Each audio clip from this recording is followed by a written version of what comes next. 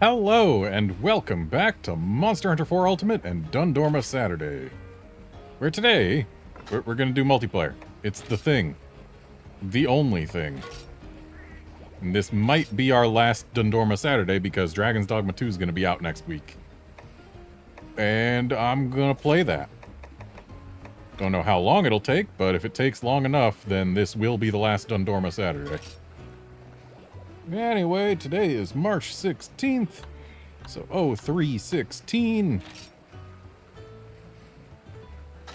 And let's see what we got.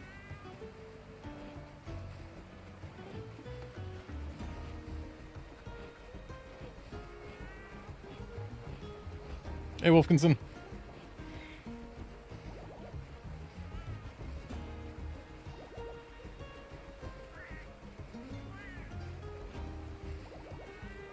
Hey, Cal4.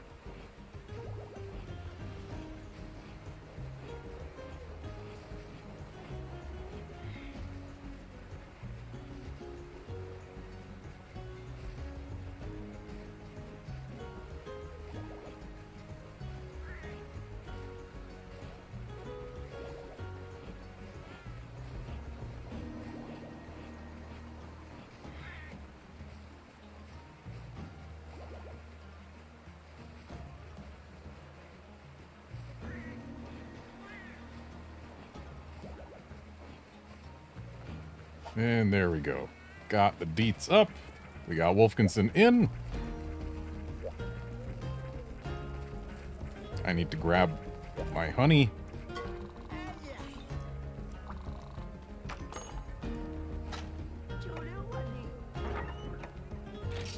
Oh, this is not a good sign. So, this 3DS has always had... Well, not always, but... in recent years, it has had minor issues with the A button sometimes not registering presses. Those issues tend to go away over time spent actually playing, but time spent with the 3DS off or put away or whatever tend to exacerbate it. I don't know what the whole deal is, but like... feels like somewhere around 1 in 5 of my A presses are just being eaten. Which, you know, that's super helpful in a game where a third of my standard combo is the A button.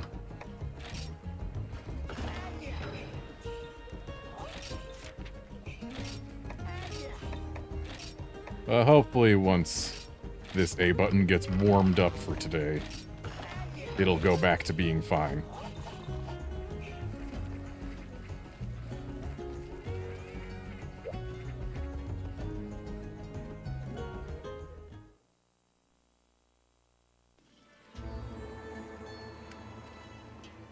And enabling 3D mode. For me, not for you. Because I like it.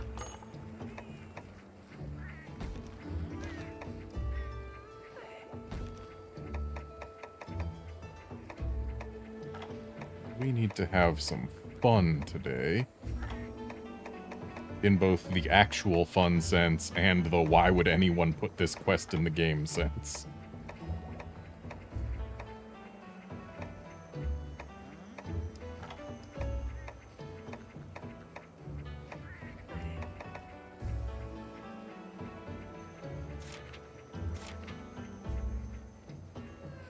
We're doing the sub-quest.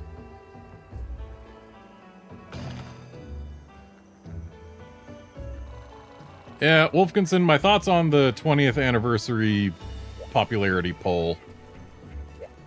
Like, there's... a lot of it was just totally expected. There were a few surprises, like both Nergs being in the top 10. But most of it was fairly expected. I'm glad Iodrome placed as low as it did. That guy deserves to be down there in the trash.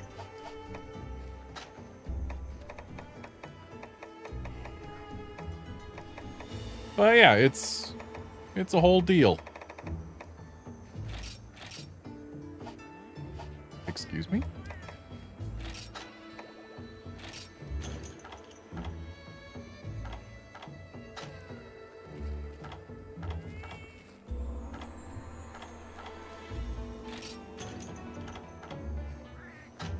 What? What?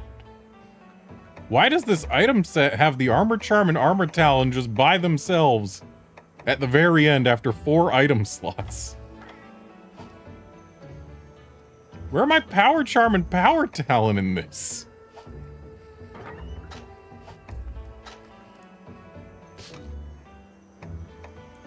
Was I like a huge idiot when I made this set?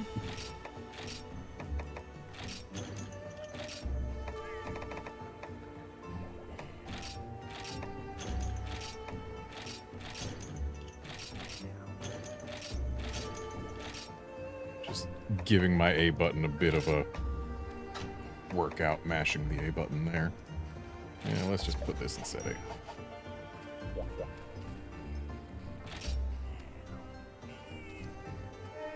Yeah, I was also quite surprised that Abyssal Laggy made it into the top 20. And apparently we have Japan to thank for that, because Abyssal Laggy was the #2 voted monster in Japan after Zinogre.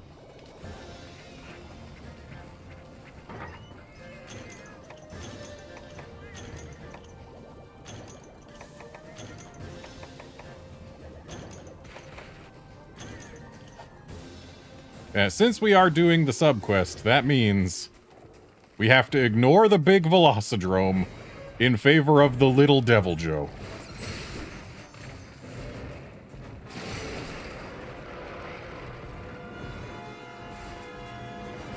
Come on, A button, I need you to work with me here. I don't like the fact that this 3DS's A button is like this. Because, like, it's not like I can just get it repaired. Say, hey, Nintendo, please fix it. Because, A, they don't repair 3DSs anymore. And B, even if they did, it's hardware modded, so they probably wouldn't take too kindly to it to begin with.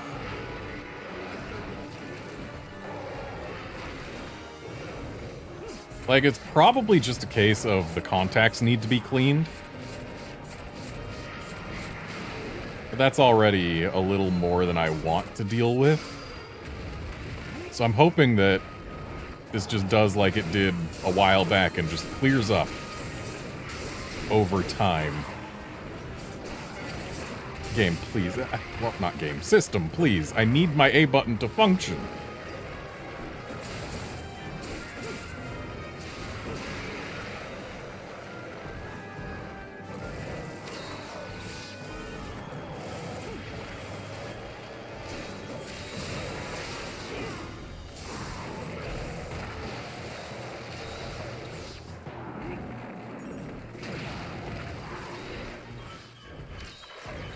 Can't believe I got pinned by a Velocidrome in a quest with a Devil Joe in it.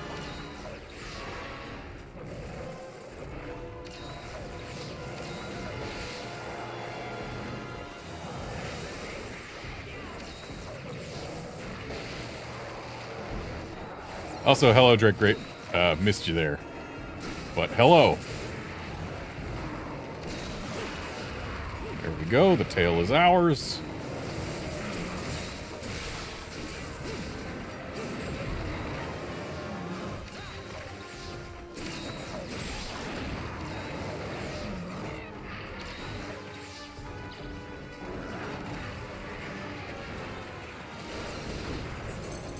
Game that was supposed to be an X and A input.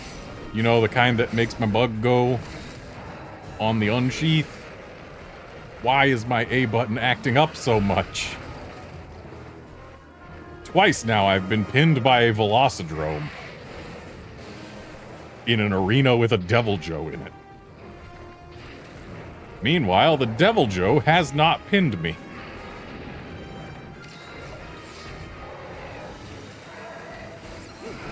Game.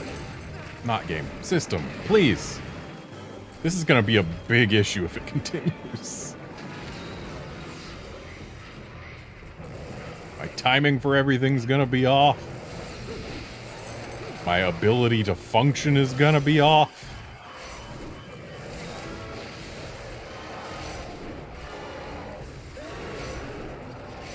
Like, I need the A button to even call my bug back. Why couldn't it be, like, the Y button? Why'd it have to be A? I mean, Y would also kind of suck when I'm trying to use an item, but it wouldn't interfere with my combos. I would just have to play good, and then it wouldn't matter at all.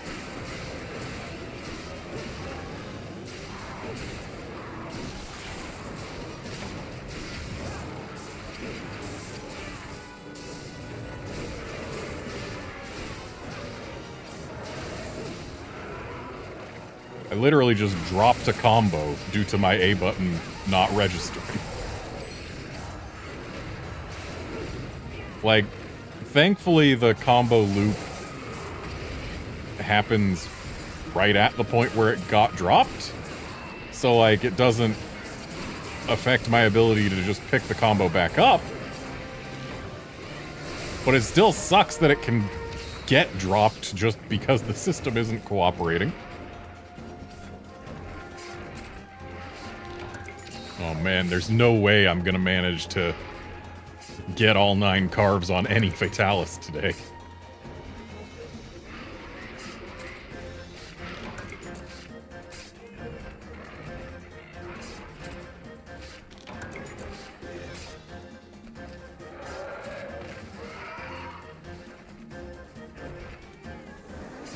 Tired V-Drome.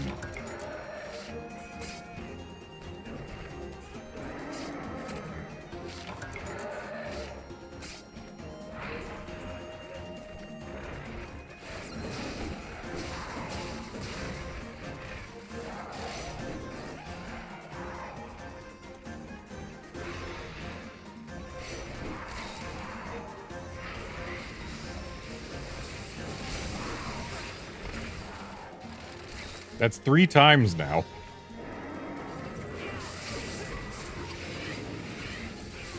I get to leave this quest having never been pinned by a Devil Joe.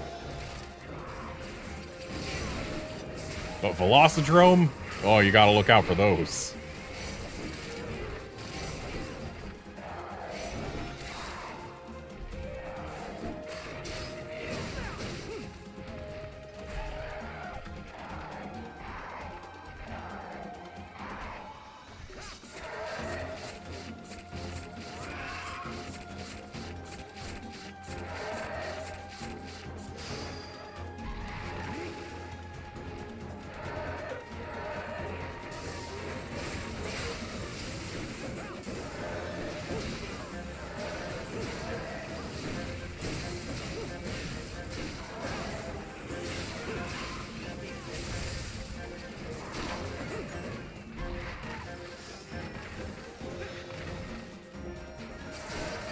Due to this thing's size, it goes comically far when you knock it down.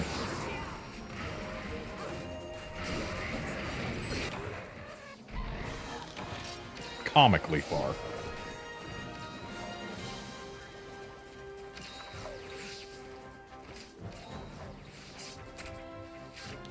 Oh right, Velocidrome corpses are client side.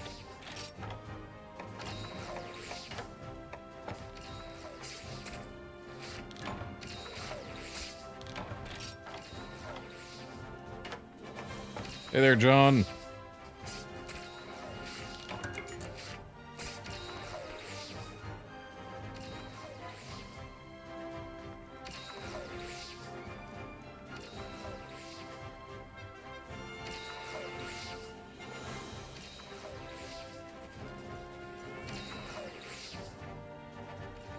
Yeah, the V-Drome accidentally dying was the main concern when trying to complete the subquest for this. But we got it. And welcome to the party, John. Wolfkinson, you have next post.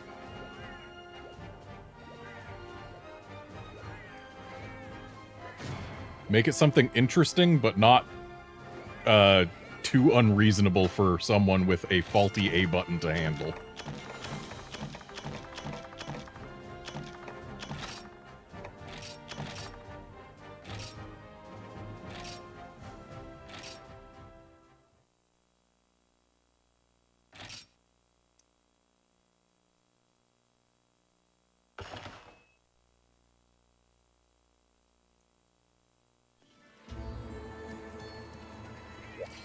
Like, back when I first got this thing back out to record stuff with it, like, that was for Samus Returns and Federation Force, I believe. Even back then, the A button was having problems at first, and I was worried whether I'd be able to actually properly record anything at all. But then it cleared up by the time it was actually, you know, recording time. So I figured, hey, everything's good. We're all good. But now the A button's acting up again, and I don't like it.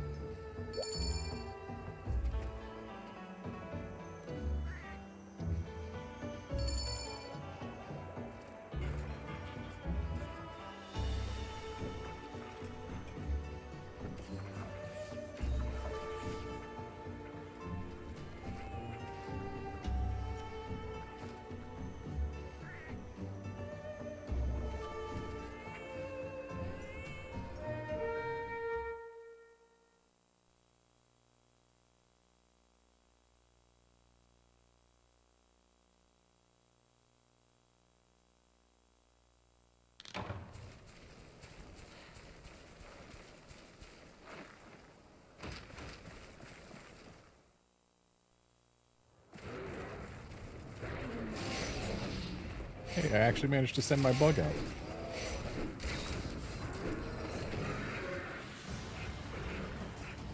So I think maybe, hopefully... Okay, never mind. I was gonna say, maybe hopefully the mashing that I've done and the wiggling the button around that I have tried has solved the problem, but no, it hasn't. We're still dropping A inputs.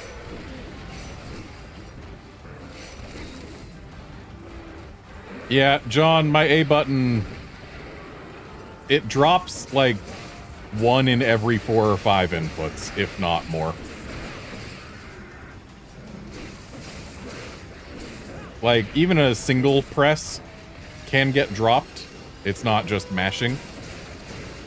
I'm pretty sure it's just dirty contacts.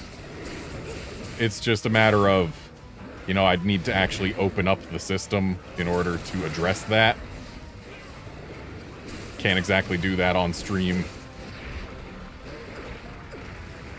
And then there's the concern that I'd have to be able to put everything back together exactly how it is now, which might not be as easy as it generally would be for a 3DS, because this one is hardware modded, it's got a capture board in it.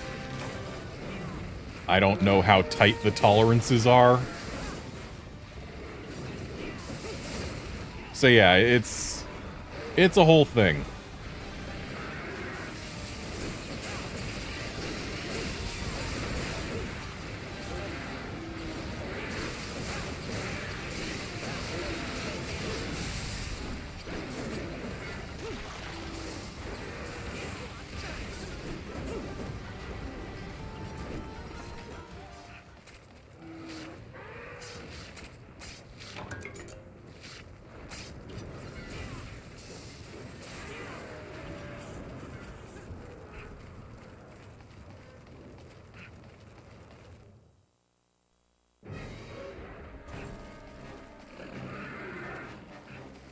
Fun fact, I have owned a total of 6 Nintendo 3DS systems in my time.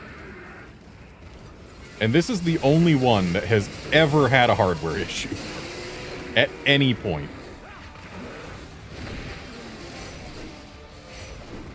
There was my OG 3DS from actual pre-order of original 3DS.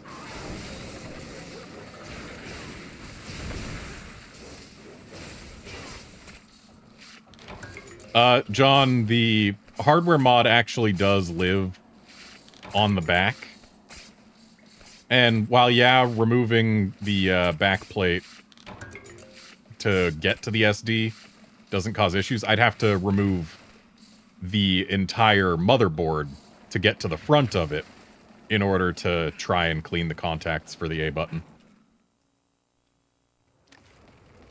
But yeah, I had my original 3DS that I had pre-ordered before the 3DS ever came out. I am an ambassador. Then I got a 3DS XL when those came out, except I got a modded one so that I could record from that. That was my first Capture 3DS. I got a Japanese original 3DS, the Tri-G Special Edition, the white one with the red Bracky emblem on it. Looks really nice, and also that's how I played Tri-G. It's also how I played 4 and 4G. Then I got the 4U new 3DS XL, which is what I am using right now. Got this one modded. When I first got this thing, it already had an issue. Its circle pad would get stuck when moving from straight down to about... when moving from south to east by southeast, it would get stuck and just would not be able to go any further along that arc. And sometimes it would actually just stick there and stay there if I took my finger off it. So, yeah, it had problems. It was not good for actually playing the game. I had to send it to Nintendo to get it fixed. And I was really worried back then because when you signed up for repairs to send something to Nintendo and get it repaired, they had you agree to a thing that's like, you might not be able to get this same system back, so if it's too broken, we might have to send you a new system. Are you okay with this? And it's like, no, I'm not okay with that. It's a special edition system.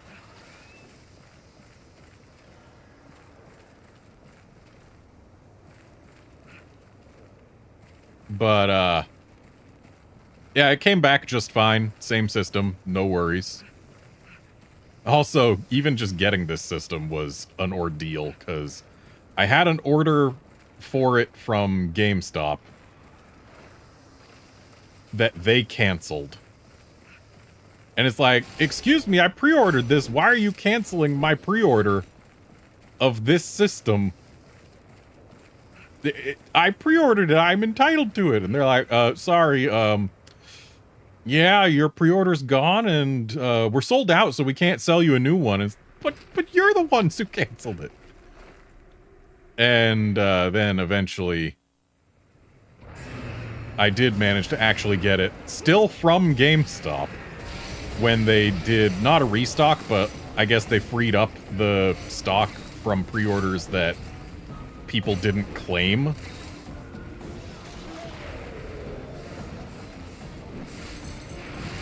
So anyway, I ended up getting this system. And then my other two 3DSs I've got are the blue Monster Hunter Generations new 3DS XL, which is my main 3DS for not recording purposes. And my red Monster Hunter Generations 3DS XL. Or not Generations, Monster Hunter Cross. The Japanese version. My Gen and Cross 3DSs are actually signed, too.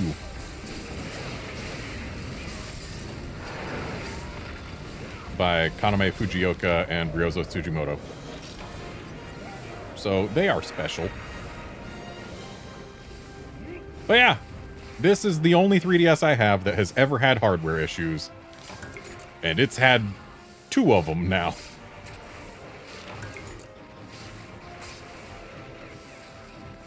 Also, my my Monster Hunter Cross new 3DS XL is also capture modded. So it's not like I don't have another capture modded system, but that one's Japanese, so... unless I get a software mod for it. Which I can. I am actually planning to software mod it.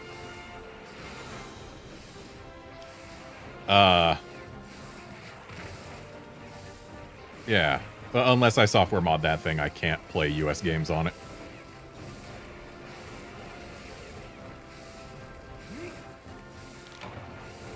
Yeah, planning to do a software mod on it pretty much right when the Nintendo servers go down. Because at that point, there's no reason for me to keep it unmodded.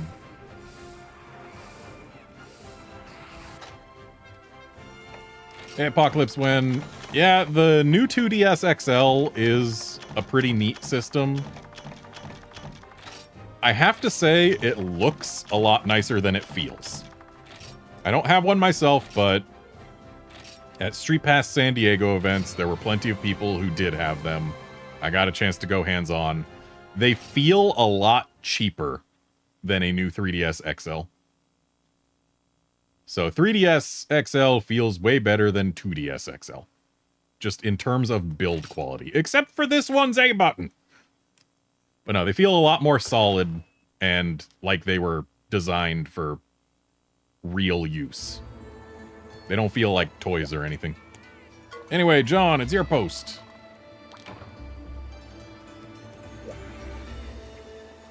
And like, if you can get a 3DS XL instead of a 2DS XL, new 3DS XL specifically, I would absolutely recommend doing so.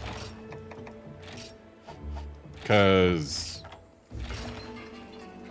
yeah, if it's not that much more expensive, you get better build quality.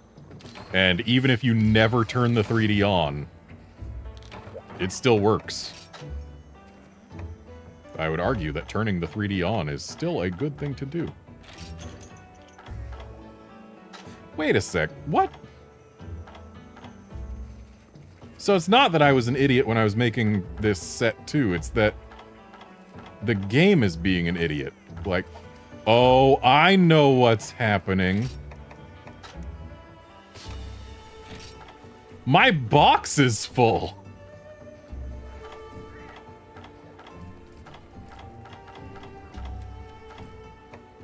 Well, let's do the easy solution to my box being full.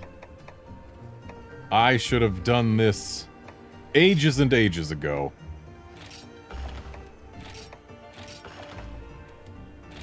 Sell all low and high rank scraps.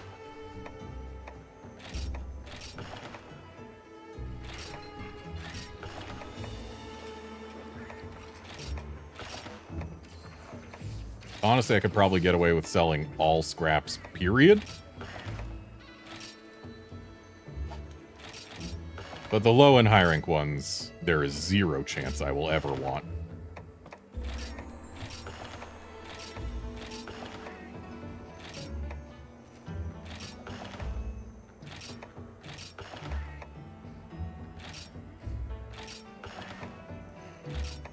So this is going to take longer than it would if my A button was fully functional.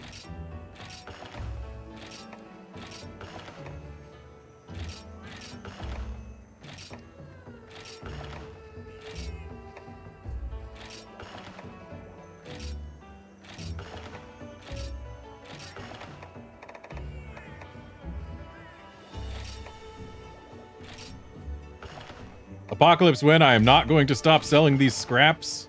I am not making any mistake. I already have all the cat equipment that I care about. I have had all the cat equipment I care about for the last several years. It's been almost a decade since I last made cat equipment.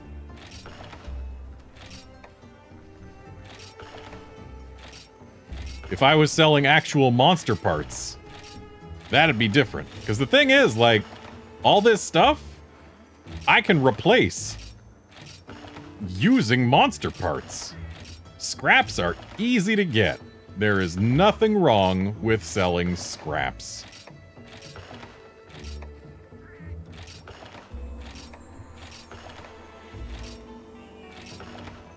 If I was selling, like, mantles and stuff, that's when you'd be able to complain. But no, I'm selling things that I have not touched in the last however many years it has been since this game came out. Because, yeah, literally, the last time I made gear for my cat was during the year that this game came out. Why would I sell monster parts instead of scraps when you can turn monster parts into scraps? Scraps are so much more replaceable than monster parts.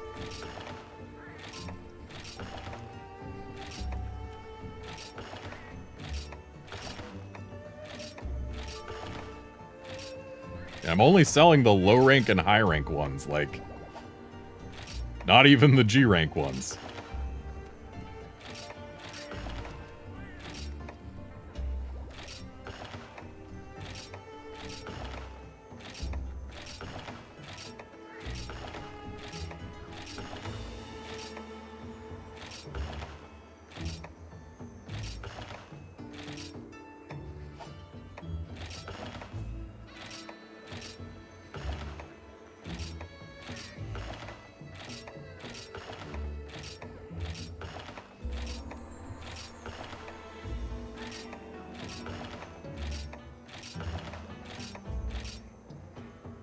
I should probably keep the humble scraps. Apocalypse When, you just go to the cat smith and you can give them regular monster parts to trade for scraps from that monster. It's really simple. There's no reason to get rid of monster parts before scraps. Ah, Bracky and Rajang.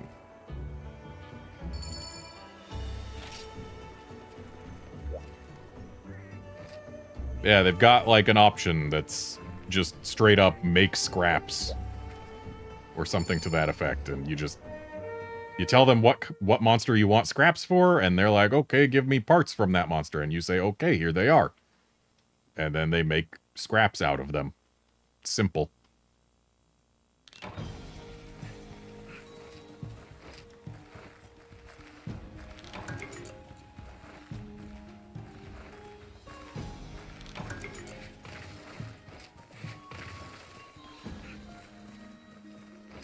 And again, my cats already have all the gear that they want.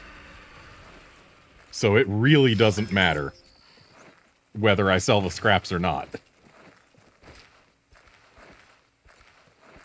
If I still needed cat gear, then there'd be a chance that I could regret what I just did, but I am not going to regret what I just did. Simply not going to happen.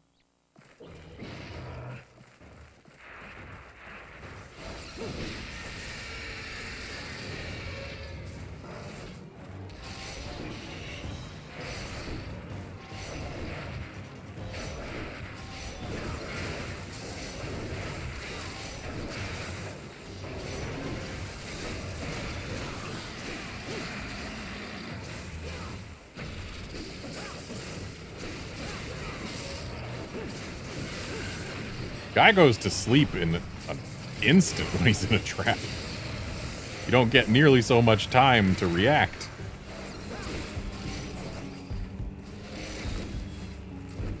I really wish my A button wasn't terrible right now.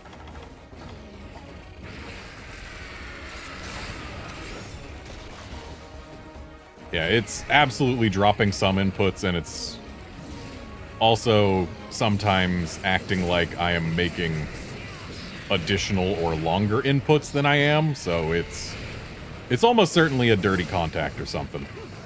Or maybe it needs a new, like, rubber dome thing.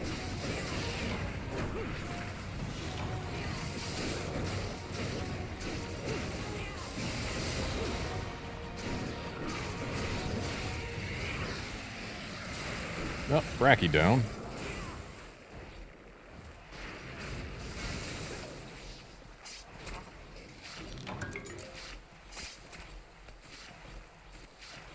Hi, Gargwas.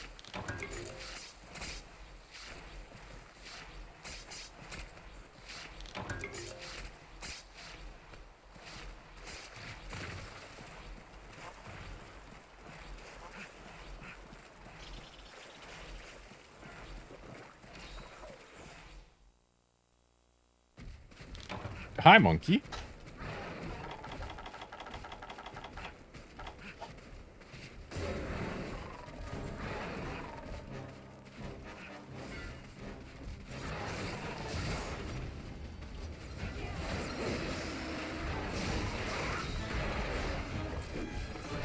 Outlander, is there a Frenzy theme, or are you thinking of the Apex theme?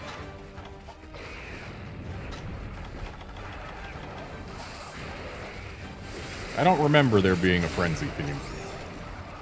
Other than, like, during the activation of Frenzy.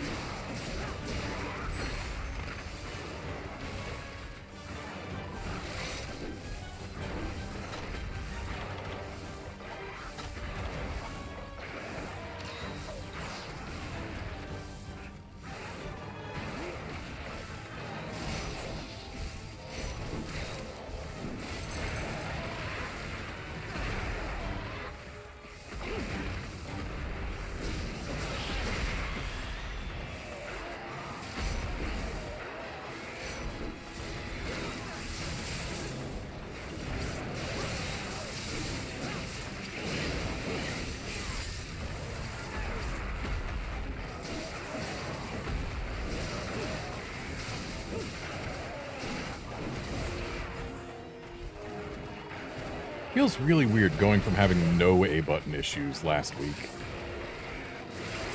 to having all of them this week.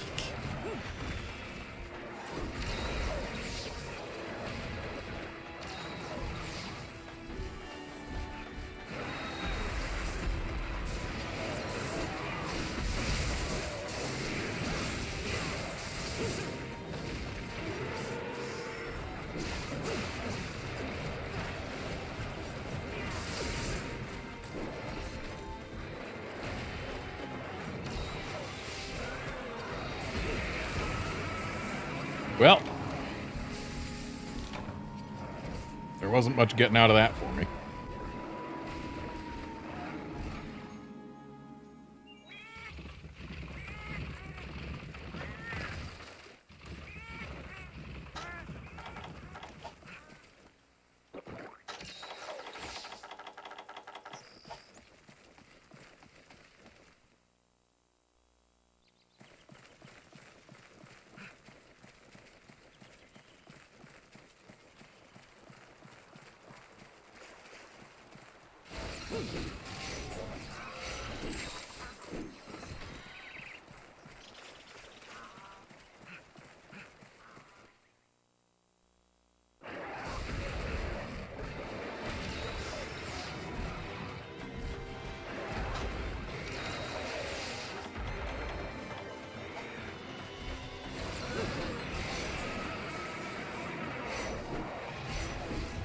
Jeez, you had 1 HP and were stunned. This Rajang had your life in his hands and elected not to take it.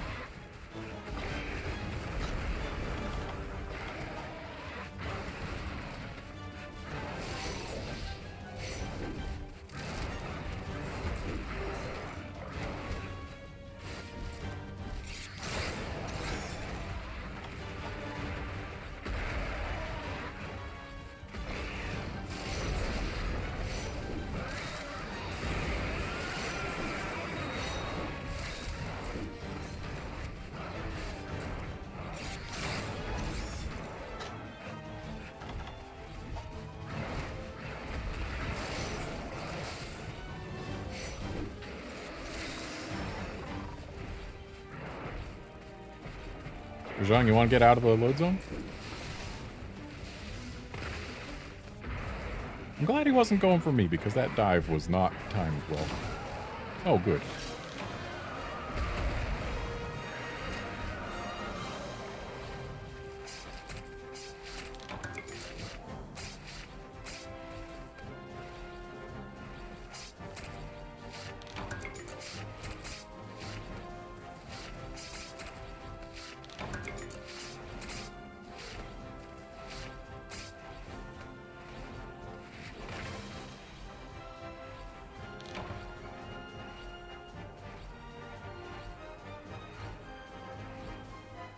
Oh, you know what? That's the side of the 3DS the battery is on, isn't it?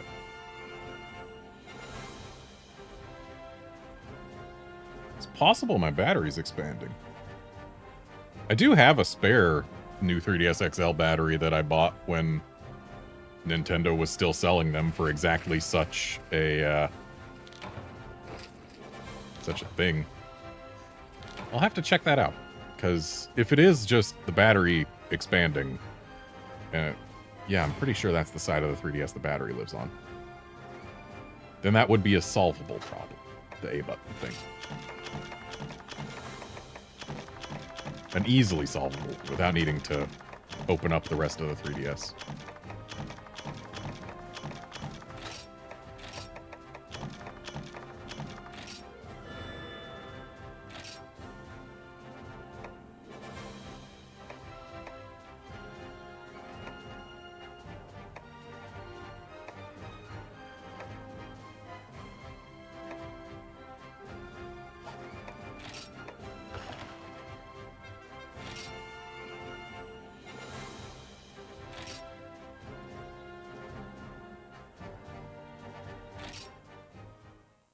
I just pressed the A button more than a dozen times before it actually registered there. Gotta press the A button with feeling for it to register, I guess. Yeah, I'll go ahead and show you how to make scraps.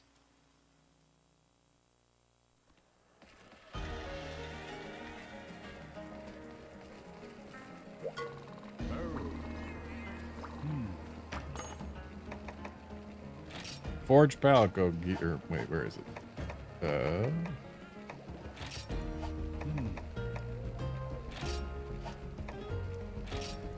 You know what? Maybe that was only for later games that they added that. Or no, because it was in Portable Third. It's got to be somewhere.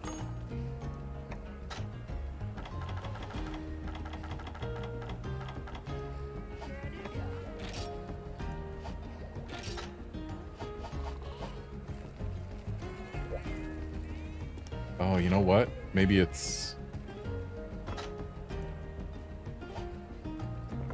only in Chico Sands.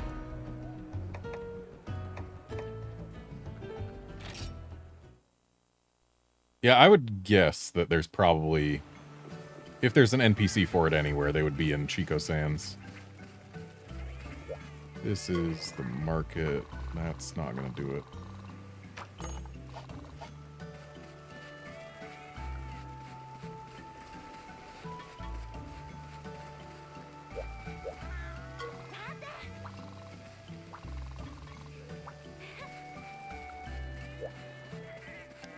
Okay, I know there's gotta be an NPC for it somewhere. There might be over there, but I can't check while remaining online. Or Chico Sands armor, maybe? No. Portable Third had a way to trade monster parts for scraps. I don't doubt that this game has it somewhere. Especially because I've got a lot of scraps for monsters, or I had a lot of scraps for monsters that I absolutely never made gear for.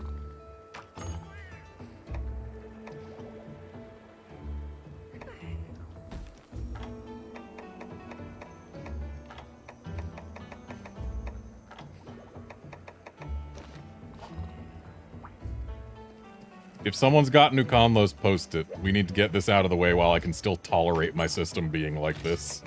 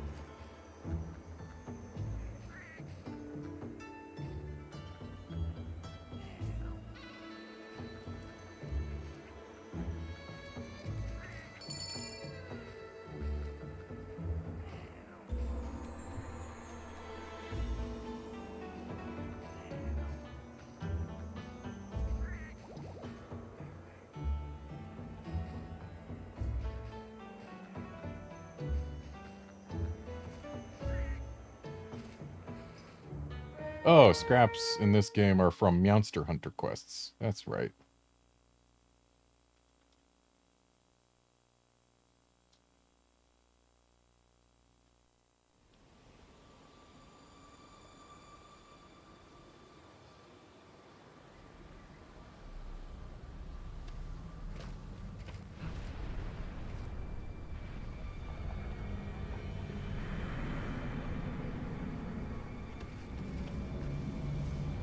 So, Portable Third, you could just trade monster parts straight for scraps. Gen and GU, you could. Yeah, it's just 4 and 4U where you can't directly trade for scraps. That's silly.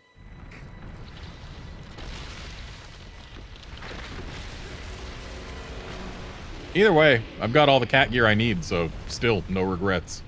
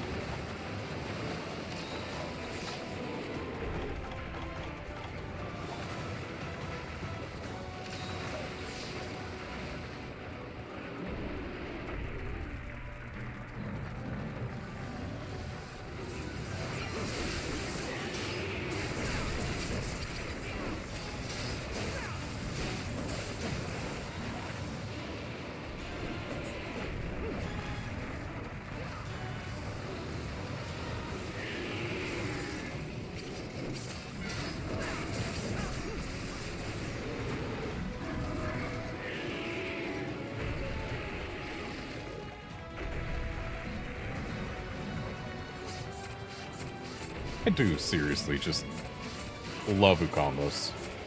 Great monster. Aesthetically, musically, hunt-wise, fantastic monster. Love it. Favorite monster in this game.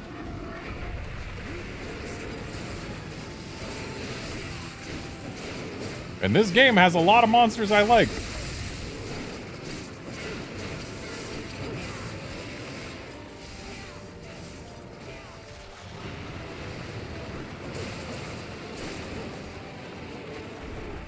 Congrats on beating Fire Drill there, Drake Grit.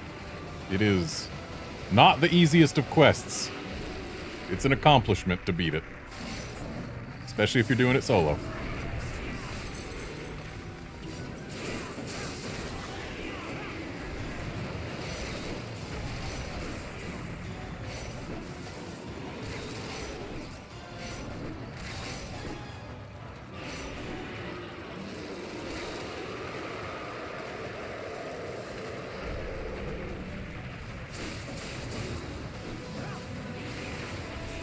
Now do it without having repeated any quests on the way. Or carting.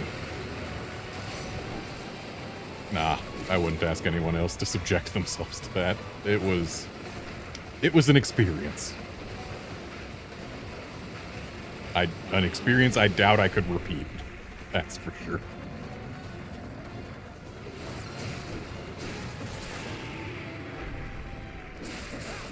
Oh, also, while you're at it, use an unfamiliar weapon.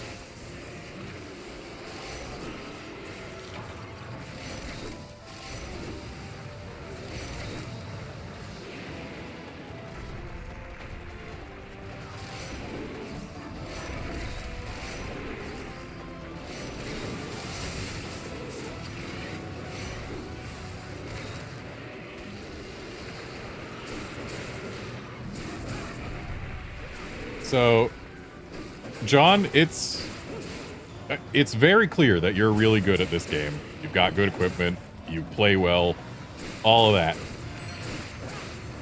Though, when someone's proud of themselves for clearing a quest, especially when it is objectively one of the hardest quests the Guild Hub offers in its rank, just let him have it.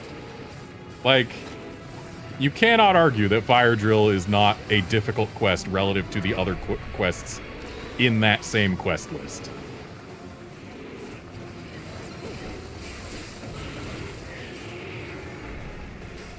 Especially for a casual player.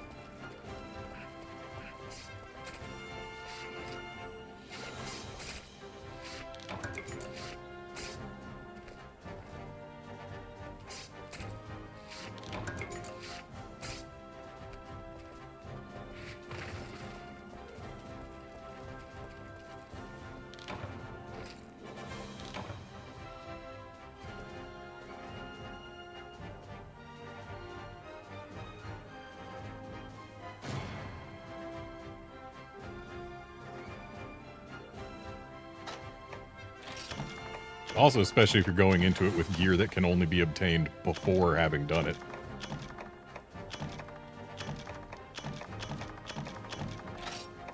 Yeah, when you go back with overpowered gear, any multi-monster quest will end up being easy. But yeah, it's a thing.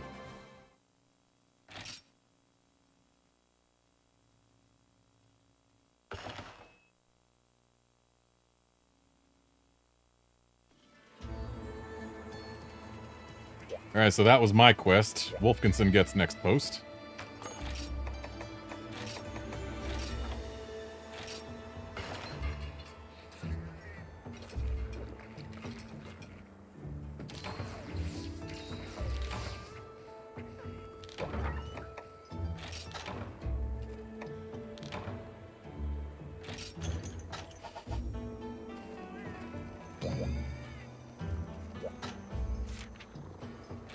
Hey, GOG is good. We like GOG.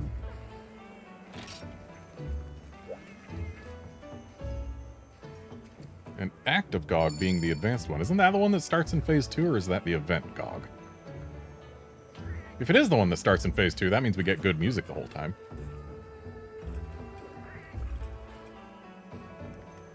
Oh. Got it set for GOG.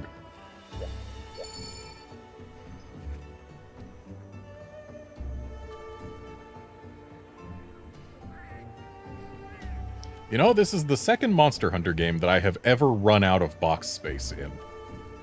The first having been GU. Because deviant permits.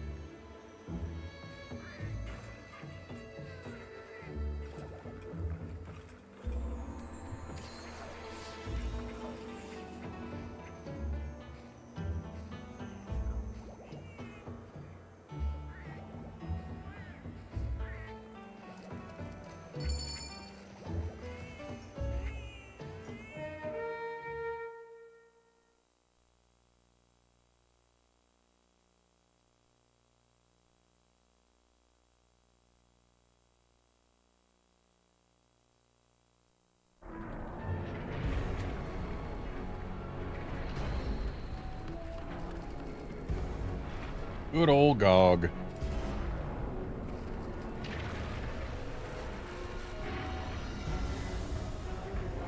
Probably my second favorite end boss the franchise has ever had for a game that launched with it.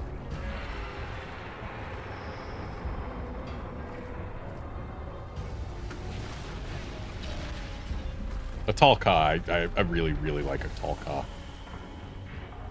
Overall, Gog is probably better, but like, a Talca's Mantis Phase music is just so good. It elevates the fight. Yeah, actually Gog is the better fight overall. The Atal Nasset phases are less interesting.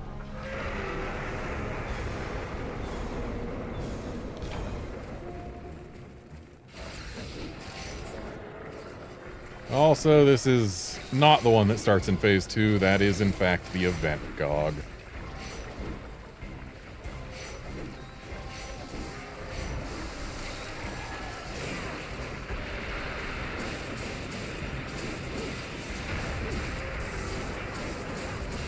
But hey, Wolfkinson, you're wearing gear that won't get you one-shot by lasers.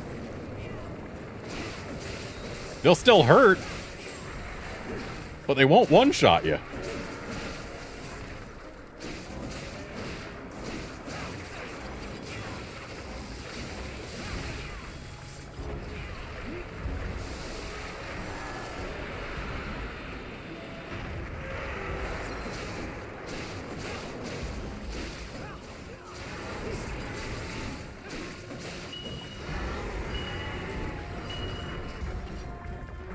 Giving him tummy tickles, huh?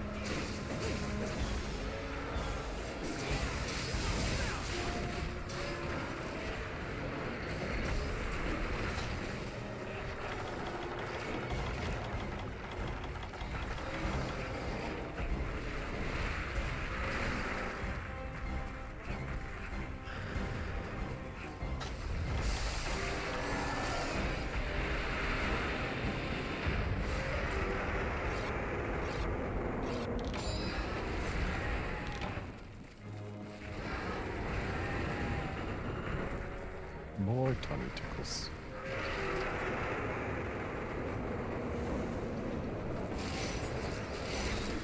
Yeah, Wolfkinson, trying to make every weapon in GU.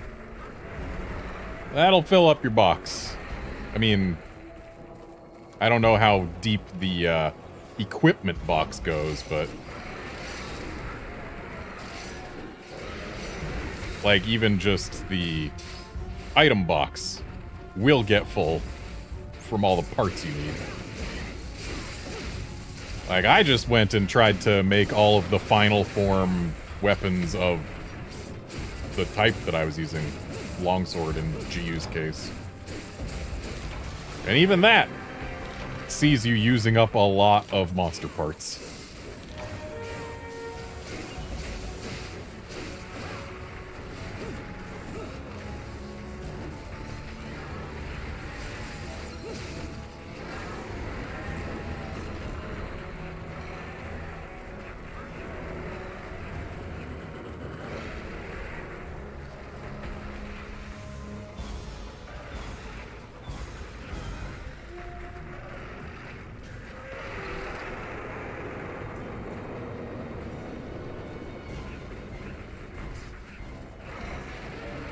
Oh yeah, this would have been a good time to carve the tail, huh?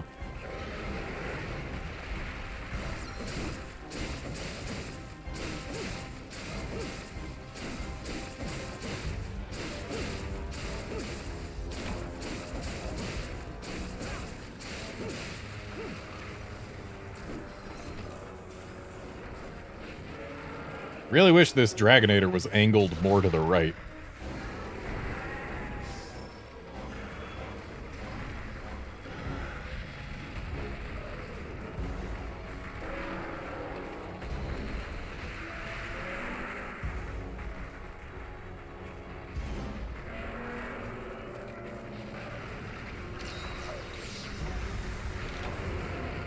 Rip.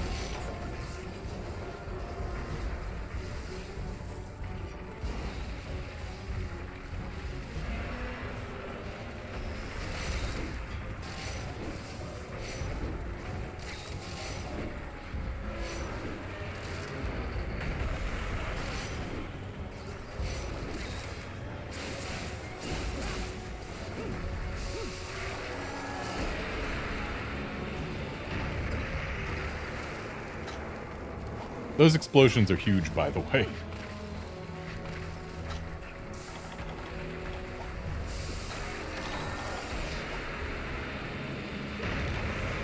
Rip.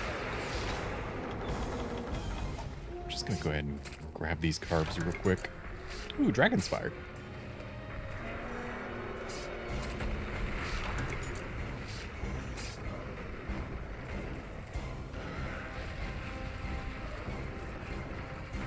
Oh, so it does still one-shot you, huh? Have you considered investing in more armor spheres?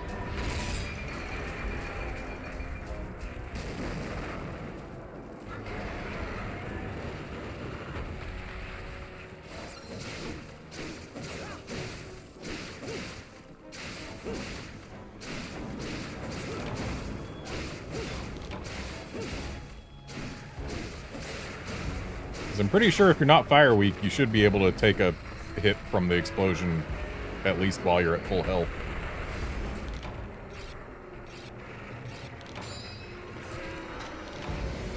And hey, we've got both restraints ready for phase 2. That'll be nice. We can pull them out of the air.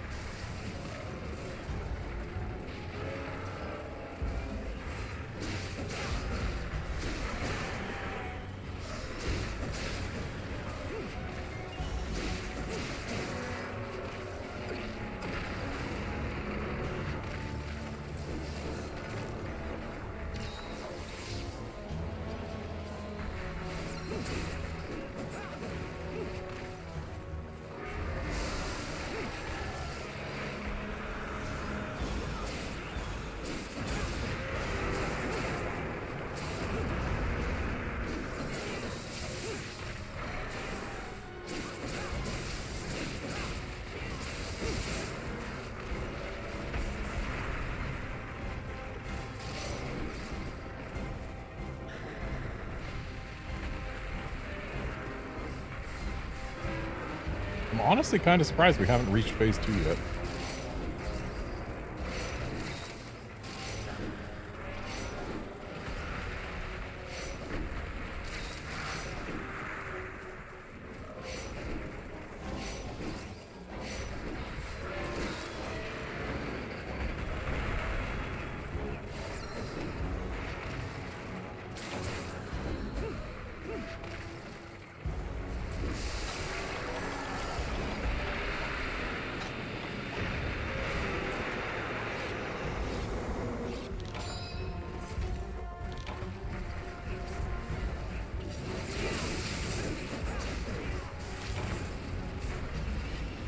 Jeez, Demolisher cleared for use before phase 2.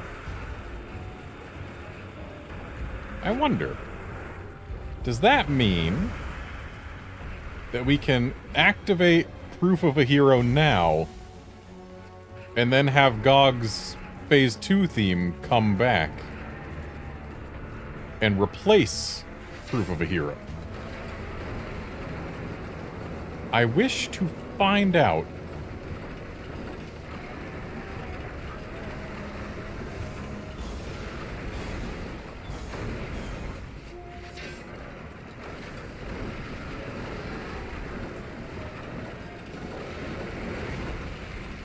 Unfortunately, he's not where the Demolisher's going to land, so can't exactly use it right now.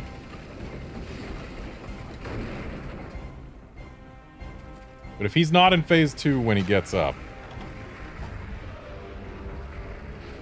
then we'll try and find out. No, stay. I missed. Or, no, I didn't. I hit him directly in the face? Didn't even knock him down. And didn't start Proof of a Hero either. So I guess the answer is Proof of a Hero only plays if you hit him with the Demolisher in phase 2.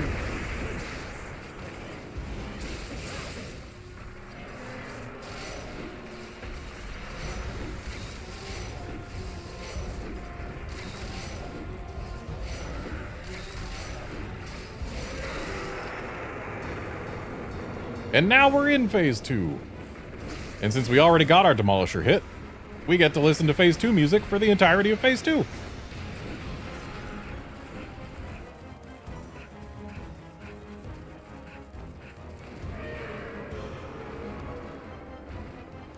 Get in front of the restraints, GOG.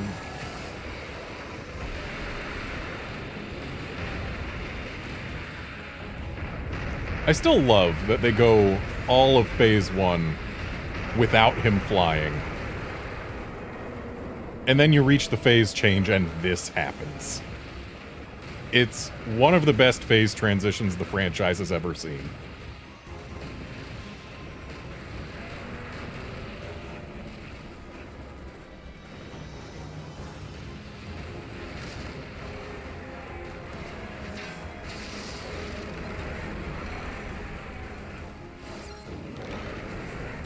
Excuse me?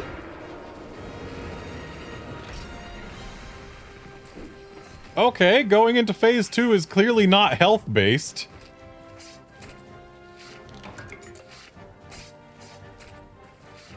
And welcome to the party, Astrid. John, you have next post.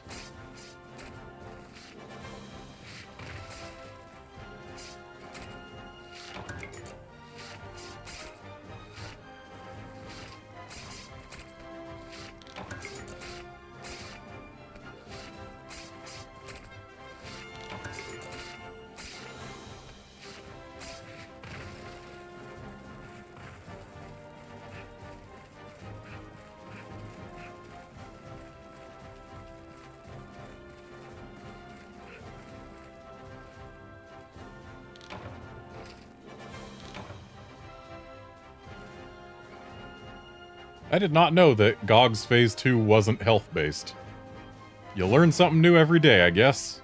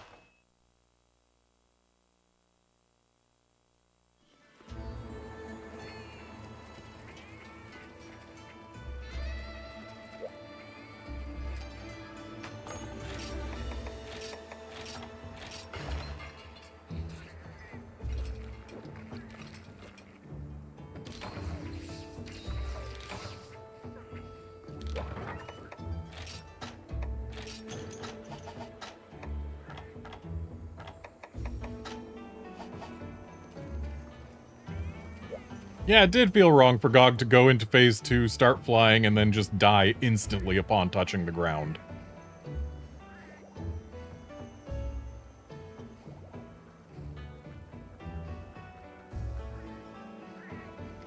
Really have to wonder what triggers Phase 2.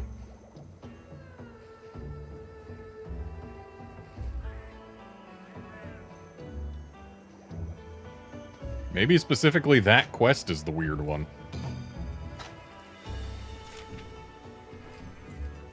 Oh, John, we actually already did this quest today. Like, this exact quest we already did.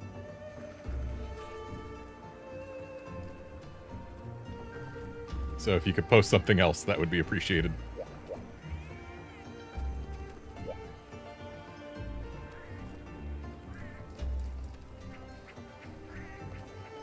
It's a fun one, though. I can't blame you for picking it.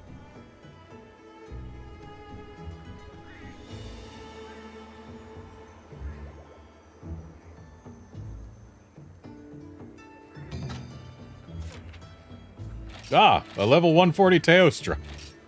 That is certainly a different quest.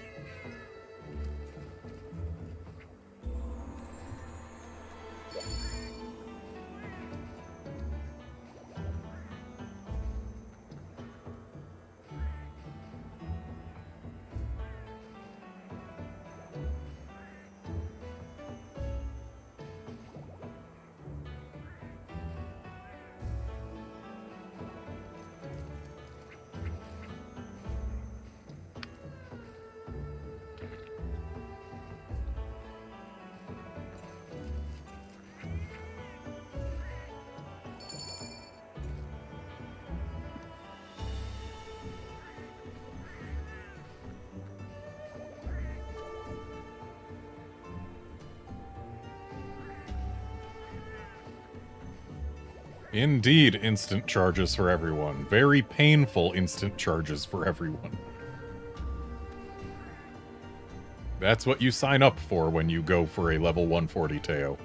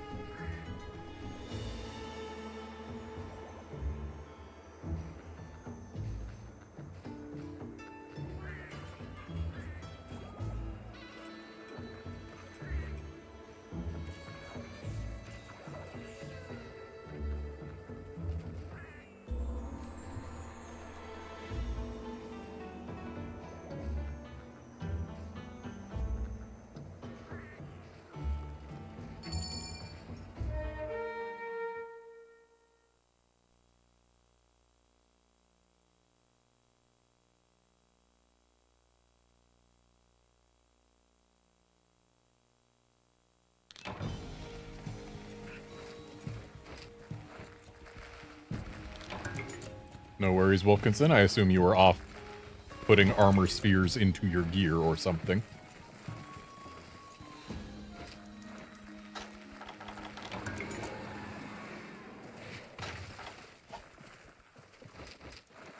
Ah yes, the good old days when Teo had the same roar as Alatreon. They have been differentiated as of world. But Gen 4 and earlier, they had the same roar. Hello!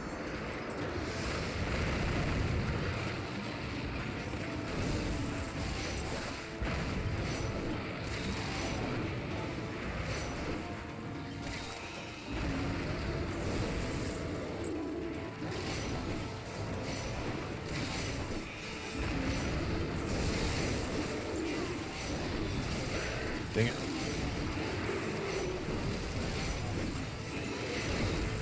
I need red. I had it for a brief moment, but didn't keep it.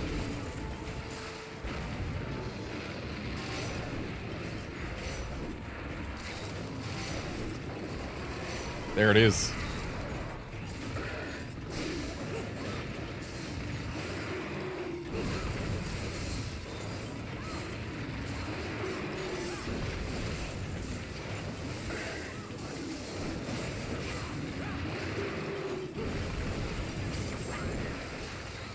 Nappy time. Unfortunately, he had files on him.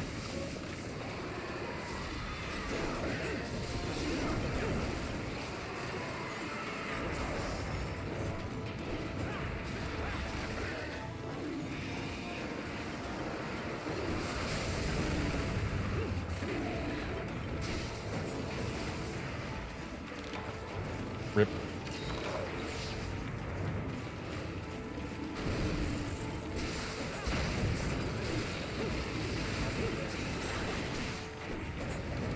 And he has been detailed.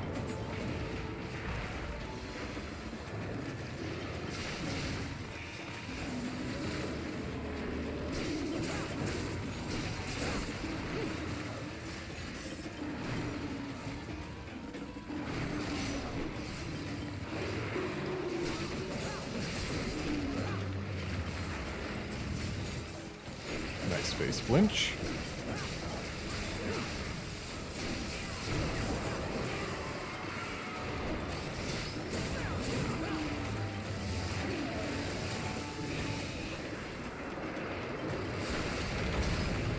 Rip.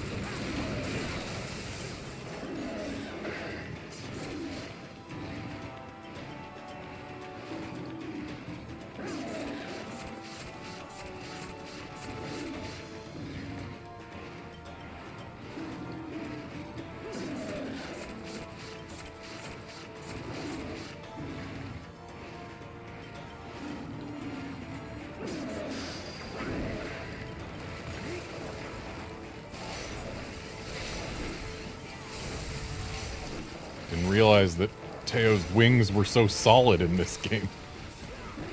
Couldn't run through them.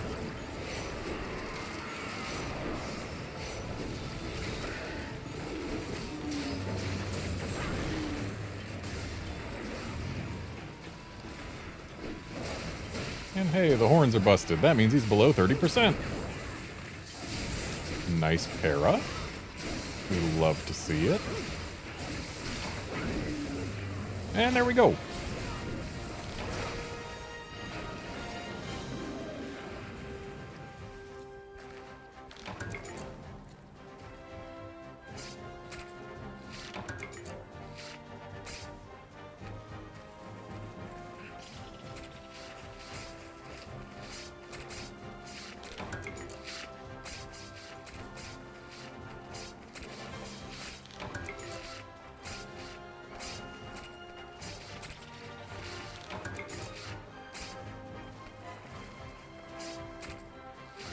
And next post belongs to Astrid.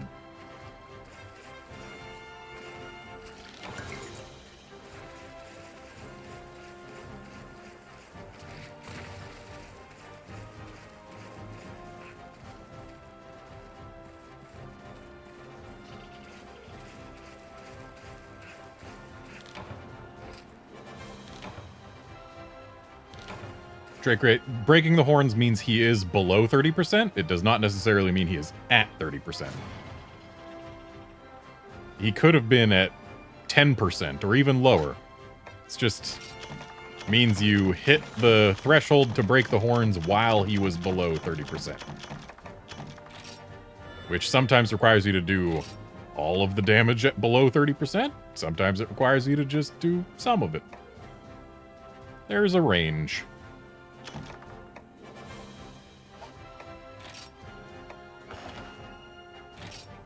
I would guess he was probably below 10% when we actually got the horn break. Because, yeah, have to actually hit the horns while he's that low.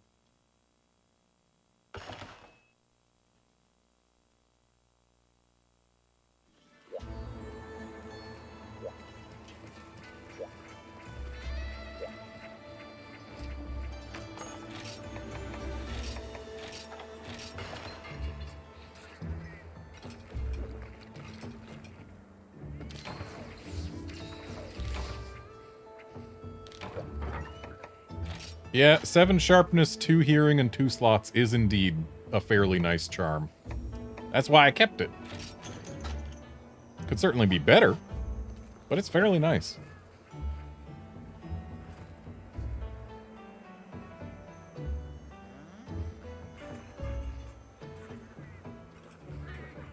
Honestly, I have no idea what quality levels the charms I have on this file even are. All I know is the one I use is Spirit 3 with 3 slots.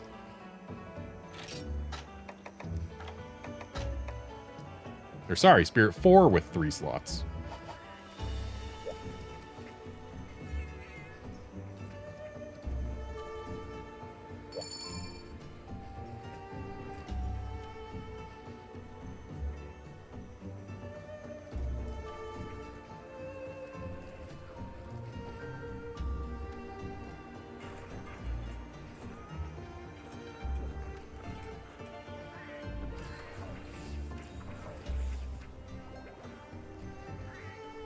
You know, the fact that this quest has Zinogre in it reminded me, again, of the monster popularity poll. Which reminded me of the fact that they released a video showing all of the monsters in the order in which they were voted. And it showed, you know, renders for every single monster.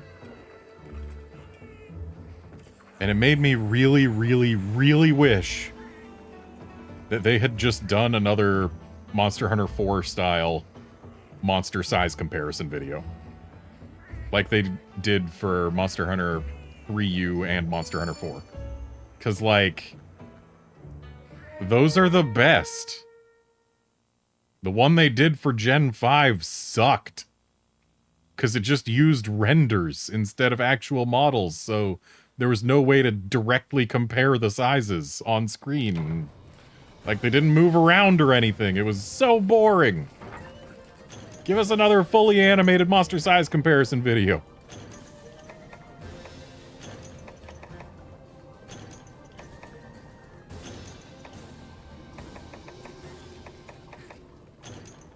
Yeah, my vote for best monster theme went to Kulvtaroth Tremor. And it was really no contest. It is by far my favorite monster theme in the franchise. Except not exactly by far, because Valstrax exists. Those two are always, like, my top two. Because they're really good. Ukonlos also generally in top 5. Usually at number 3.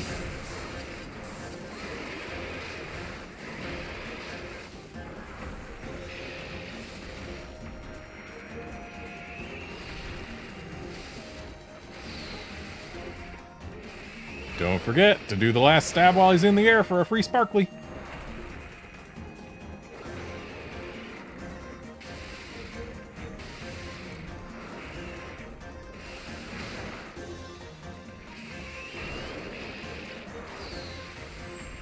Free sparkly.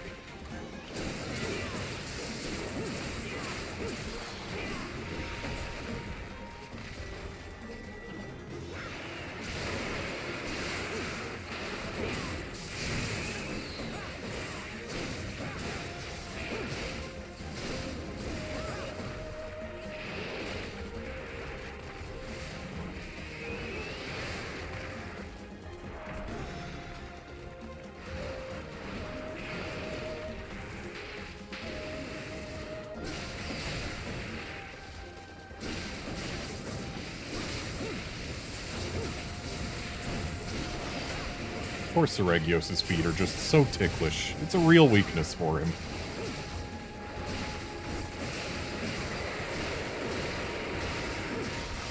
Look how ticklish they are!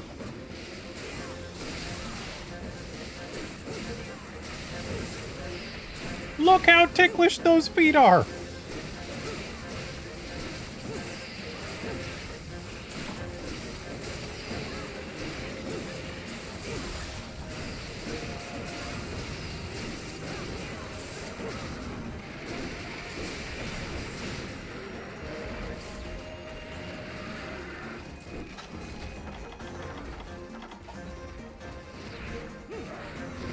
Whoever's got those sleep knives, use them on the dog while we carve.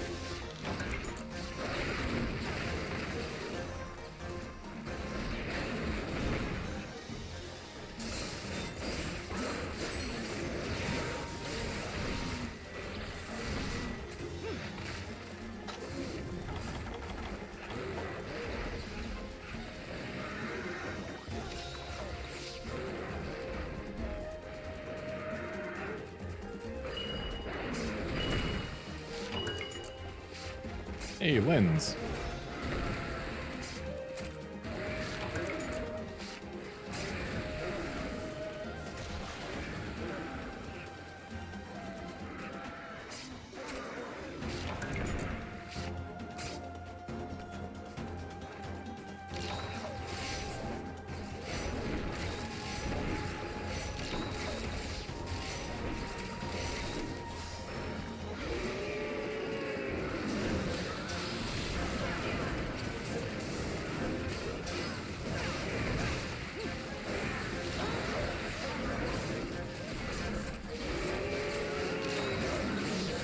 Dang. Having infinite stamina and earplugs while riding a dog. The power I had.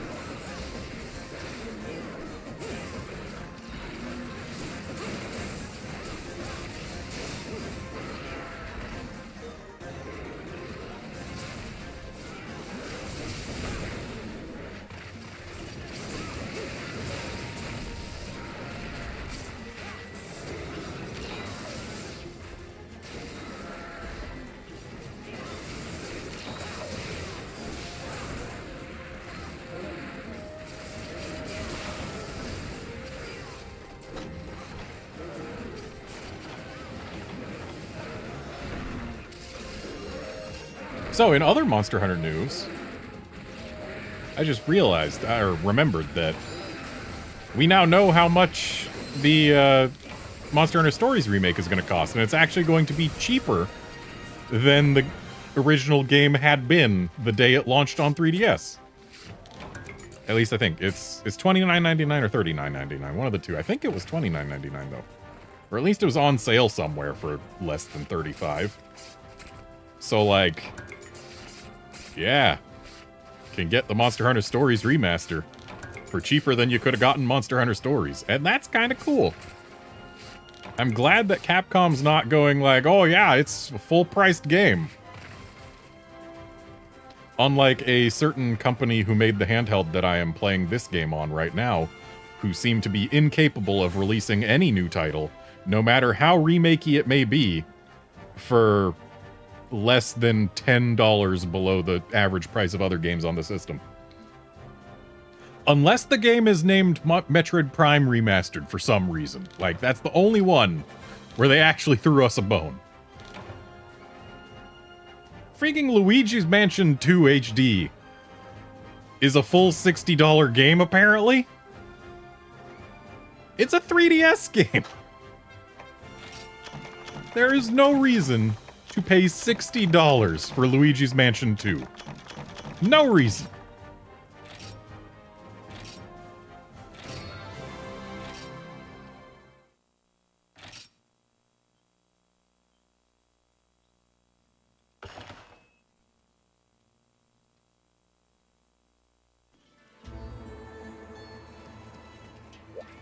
Okay, now it's my pick.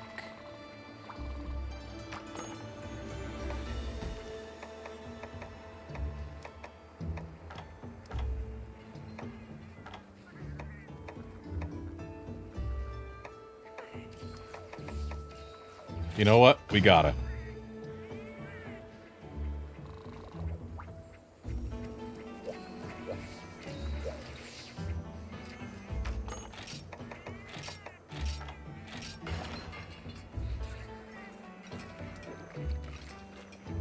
Also, Monster Hunter Stories fans who are not yet Monster Hunter Stories fans are eating good, because freaking Stories 1 and Stories 2 getting a double pack on Switch. For the price of... yeah, for $60. You get Stories 1 and Stories 2. It's fantastic. Like, if you don't have Stories 1 or Stories 2 yet, great way to start. Switch isn't the best platform to play them on, because Stories 2 does not run with a perfect frame rate, that's for sure. But, like, it's still good.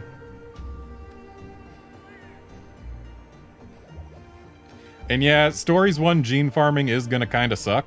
I'm secretly hoping that they'll update it to the Stories 2 style where we can just grab genes from whatever slot we want and put them into whatever slot we want. That alone would just be really the only change we need. I don't think they're gonna do it, but we can hope.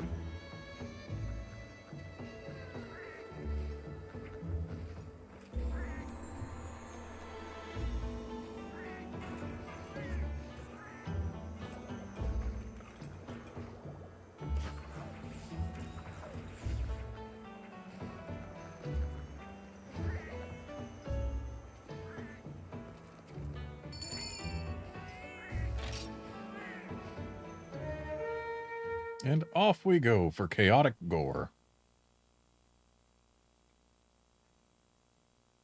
A monster added to the franchise in this very game. Cool, started as far from him as possible.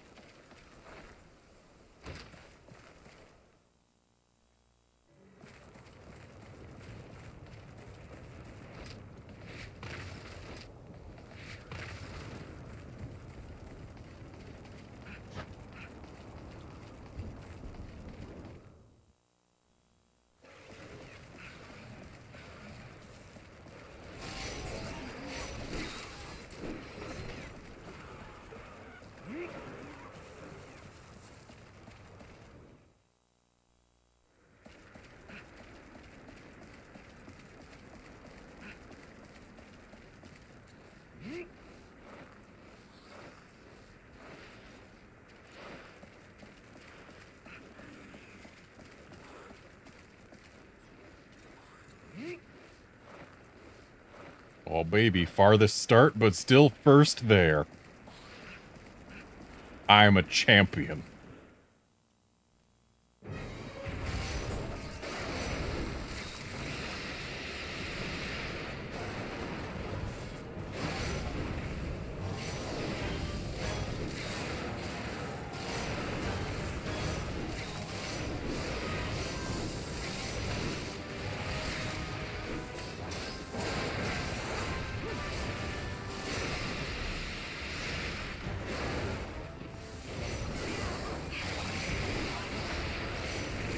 Here's my orange.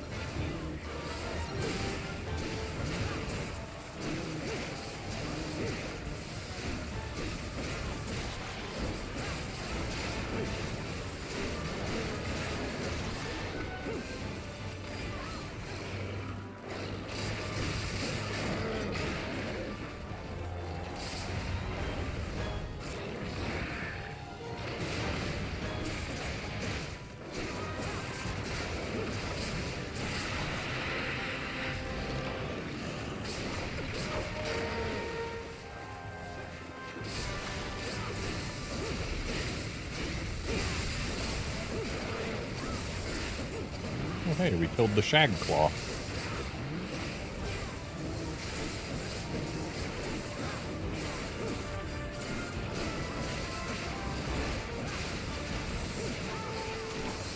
Nice para, and nice kill.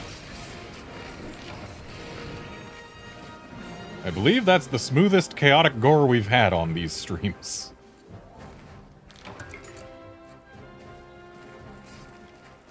Oh yeah, having new players deal with the double Kieran floor will certainly be interesting. Arguably the most dangerous fight in the game.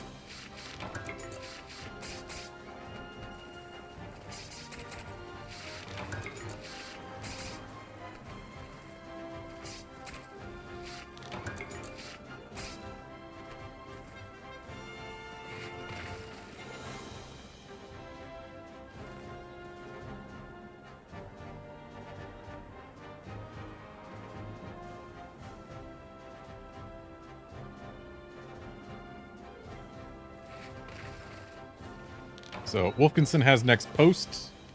I'm going to take a quick trip to the restroom once I get back into the guild hall. Because I kind of need to. But then we'll get right back to hunting.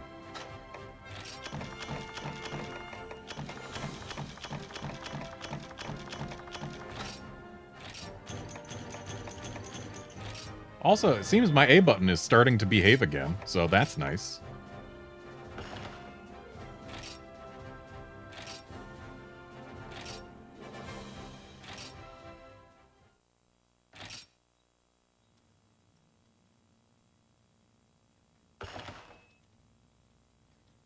Guess it really did just need some attention.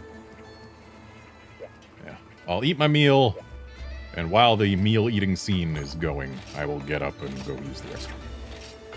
So, be right back.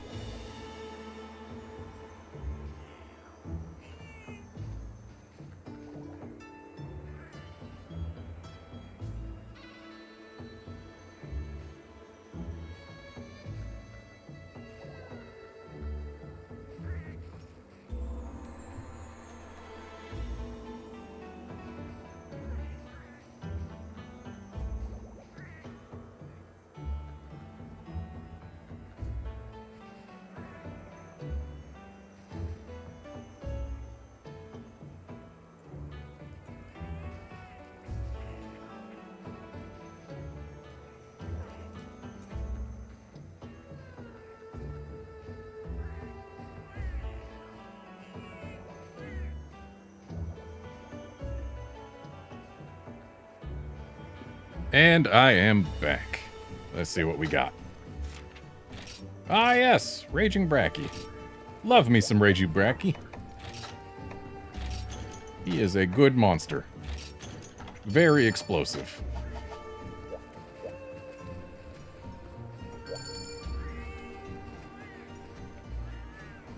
Has a much better theme in Iceborne, though.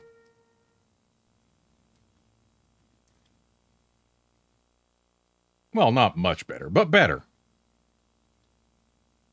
Regular Bracky's theme is still really good.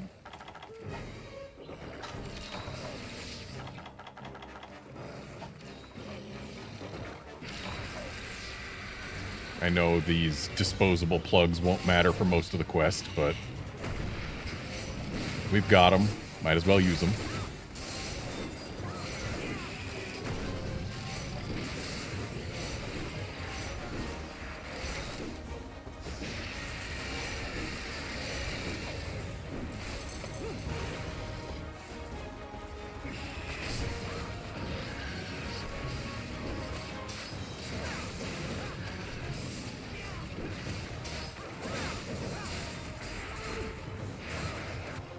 And up we go.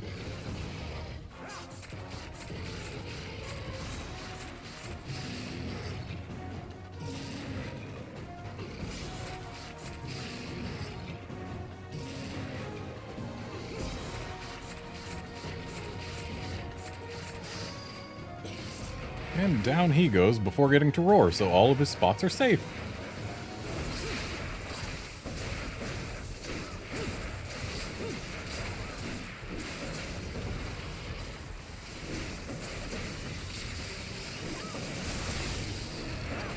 And there's the tail.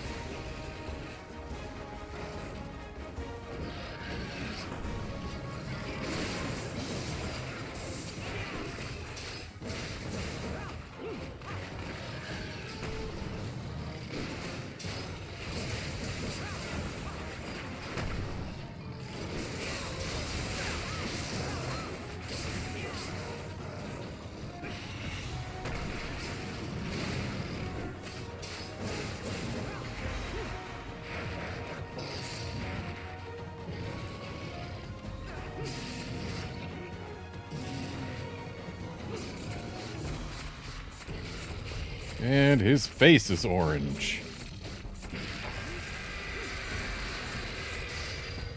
Interesting. Usually when he roars... Oh, okay, he did get his hand, too. When he roars, it usually randomly oranges up one or two parts of him. Sometimes three. And it looked like he didn't do any of them there, but I guess he did get a hand and it just didn't show until later. Ow.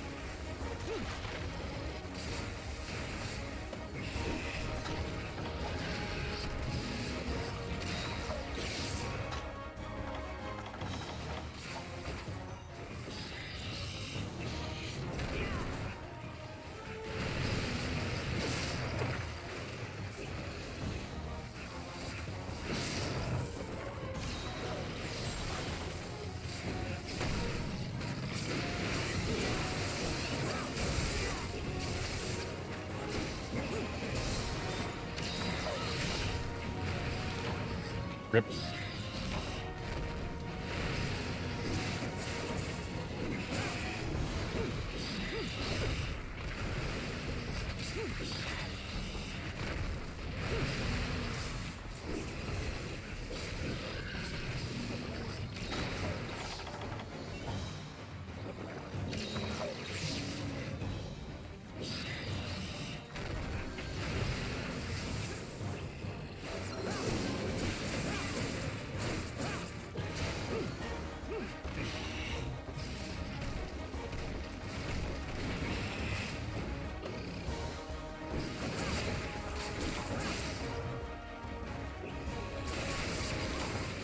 And there we go. A nice raging Bracky.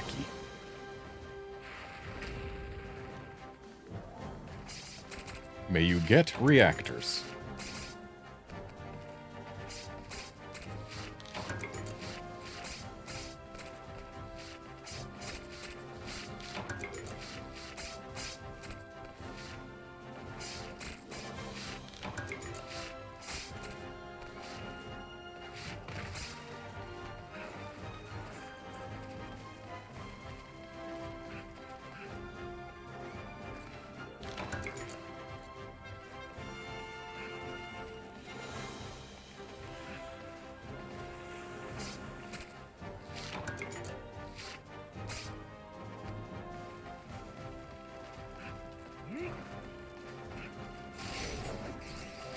Glad to hear you're leveling up, Wolfkinson.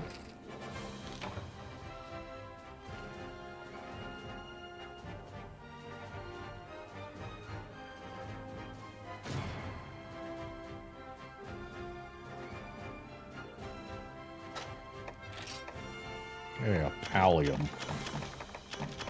That's not a reactor.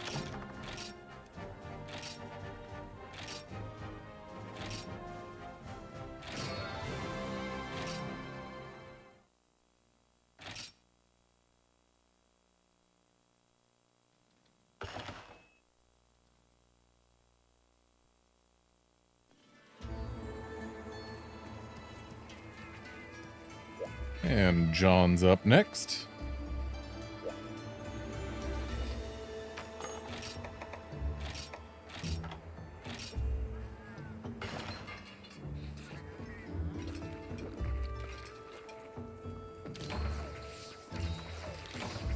Well, hey, Wolfkinson, 2 palliums is better than 2 lashes. Could always be worse.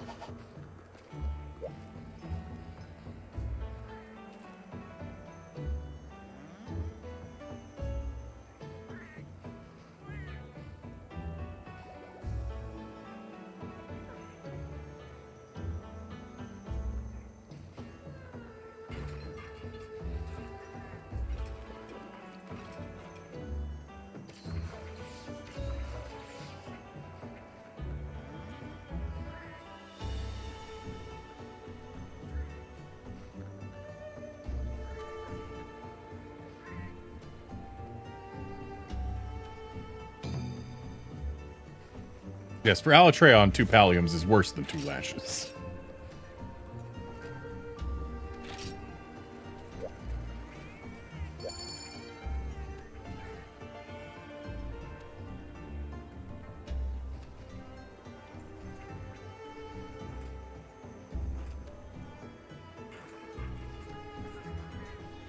One really must wonder why Alatreon, of all monsters, has the highest quality parts.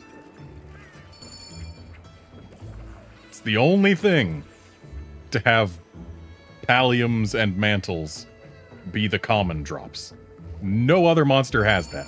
Why is that exclusive to Alatreon?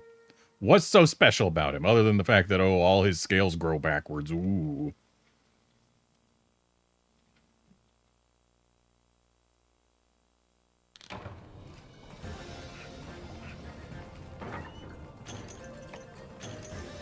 Whoops, I should not have grabbed 2 of those. My bad. Still in the 2-player mindset. Thankfully, it's not really going to matter too much in this quest. Because, I mean, sure, this quest is just positively deadly. But something tells me we can handle it.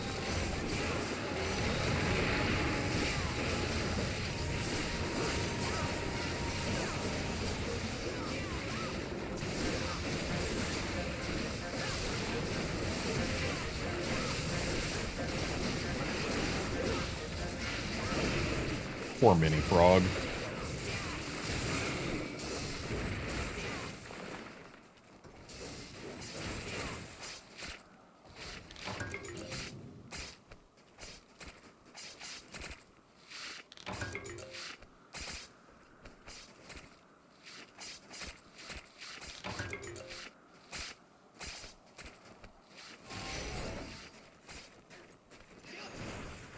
And the cuckoo will spawn right around here.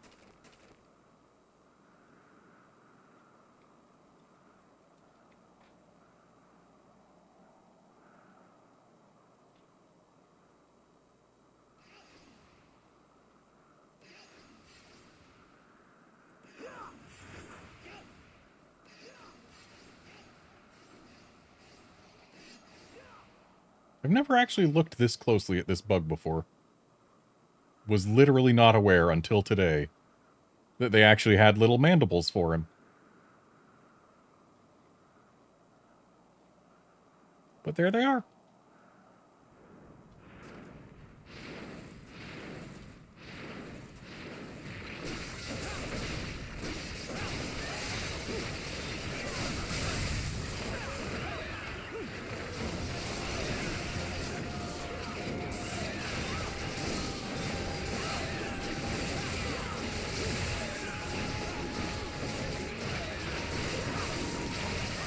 This poor bird got to do literally nothing.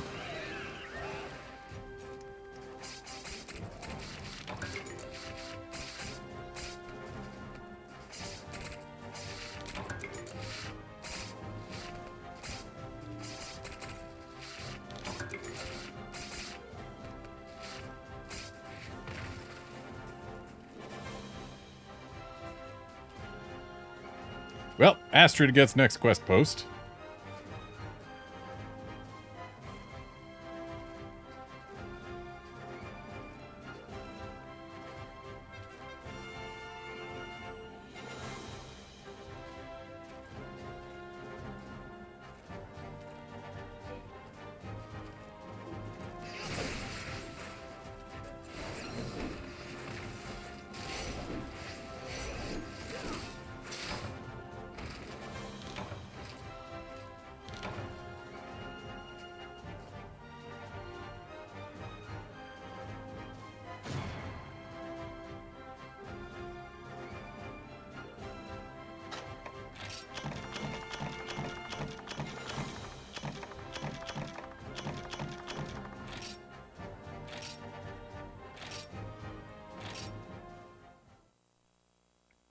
You know what?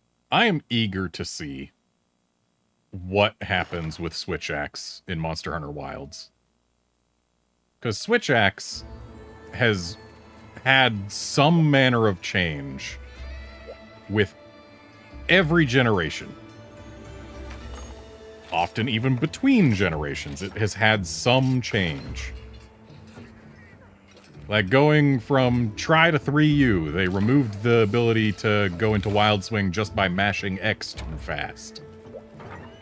Which, really good change. Wild Swing is the type of thing you want to do intentionally. Going from Gen 3 to Gen 4, they changed up Switch Axe's standard combo. Instead of needing to mash X in sword mode to do repeated vertical slices, you needed to alternate X and A. Generations. Do I need to mention styles?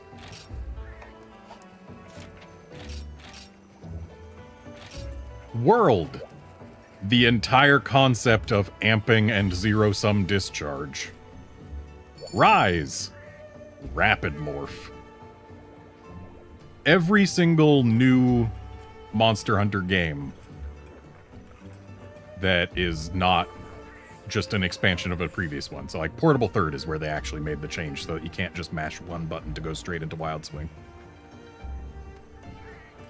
Every new Monster Hunter title, they have done something to change Switch Axe.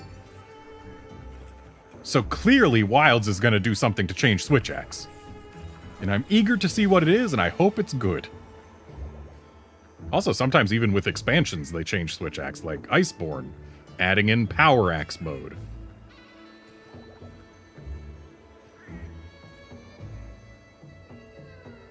Sunbreak, giving us the freaking, the parry art.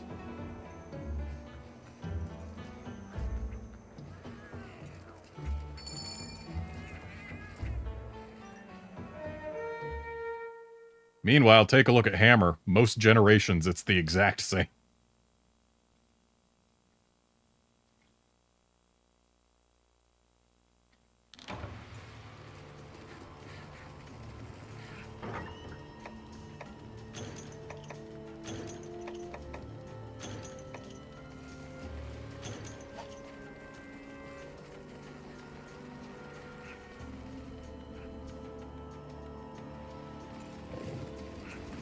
Hammer is like the definition of if it ain't broke, don't fix it. And there we go. Dragonator to the nose.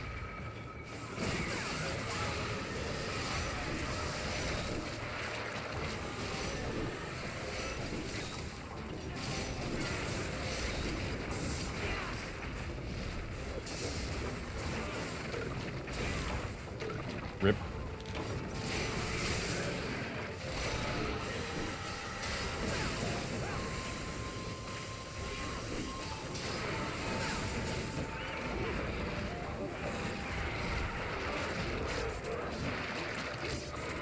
I threw that one away.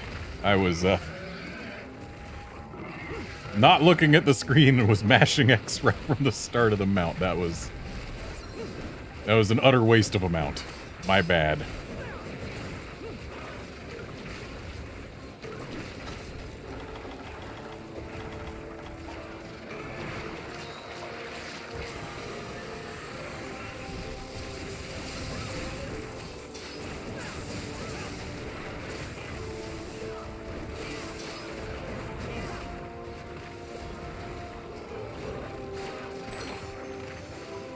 Why is it always the max potion?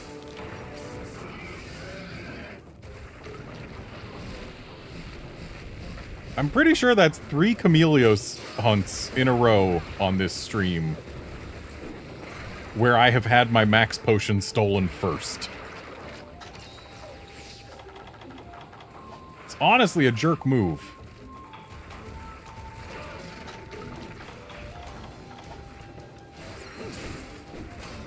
Especially when hot and cool drinks are right there, Cammy. Okay, a nullberry's fine. I don't mind you stealing a nullberry. Just not max potions.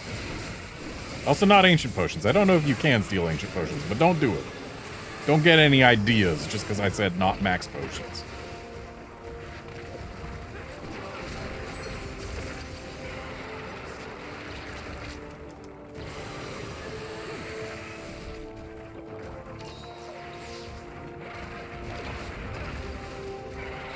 Okay, mega potions are relatively fine.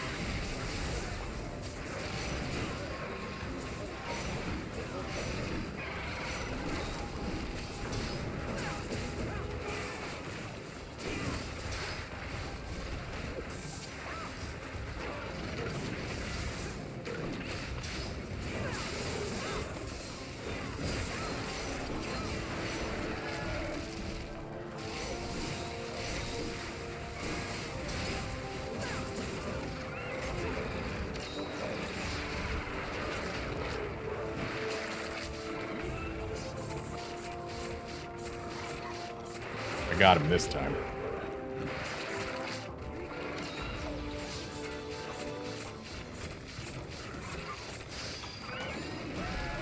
Something I will always remember about Cammy in Monster Hunter 4. Guild quests. With Cammy, for whatever reason, brought back the whole Cammy's tail can't be cut without fire damage thing.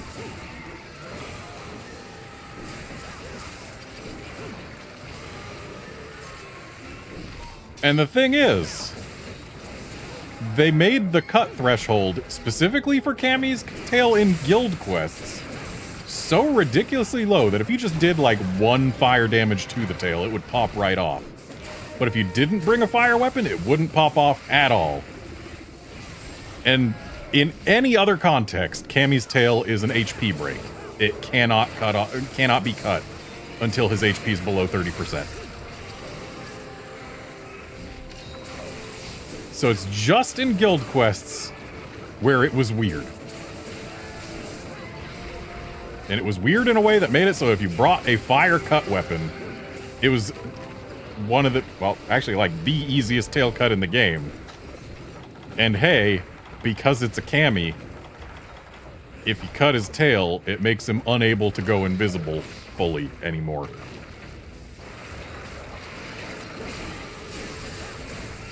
Because in this game, any part of him broken prevents him from going fully invisible.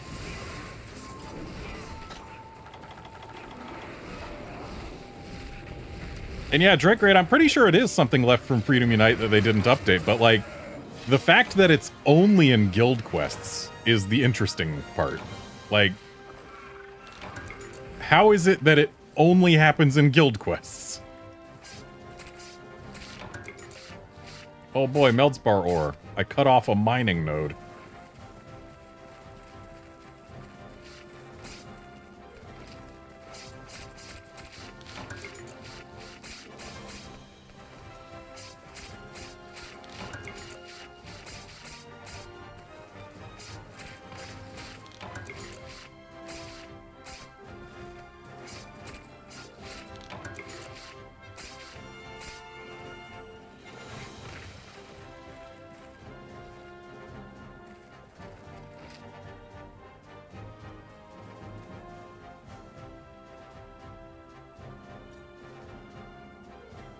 Look at them chompers.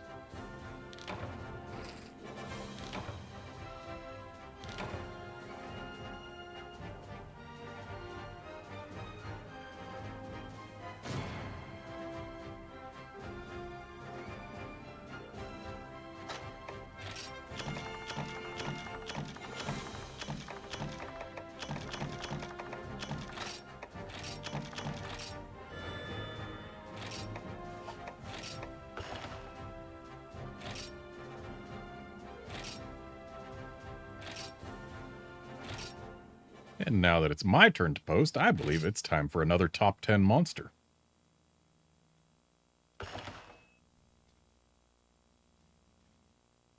One that I don't believe we've actually done in one of these streams. Because we've been busy doing other things that haven't been in so many games after this one. Let's see if I've got it.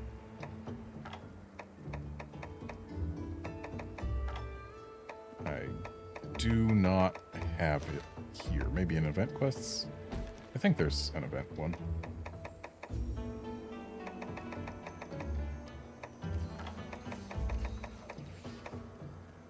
Yep, there is an event one. Regular Fatalis. We've done plenty of Crimson and White on these streams, but I don't think we've done a regular Fatalis in a 4U stream lately. Like, since I started these up, at least. And he is a top 10 monster. I just ate in total silence. It weirds me out whenever that happens. There's supposed to be munchy chewing sound effects.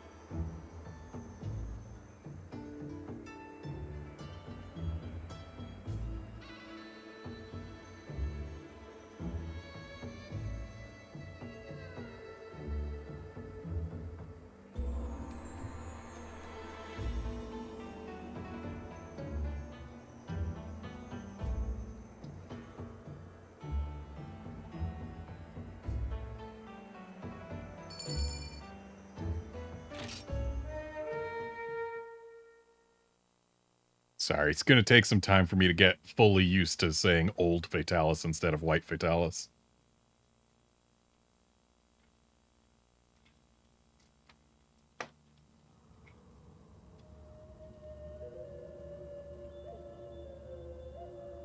But also, I feel like we shouldn't take everything that the monster poll uses for names as gospel. Because Atal Naset. Yes, that's what it was called in Japan the entire time. Atal Naset. In the US, it was called Empress's Throne. But they called it Atal Naset again in the poll.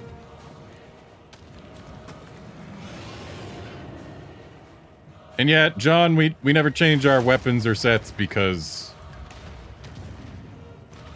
we don't play to play optimally.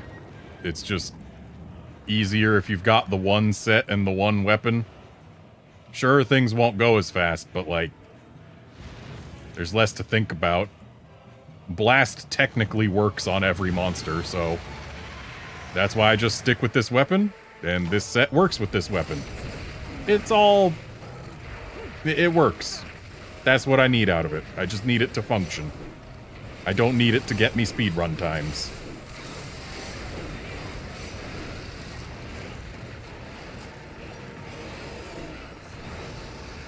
Well, big boy's having fun up there.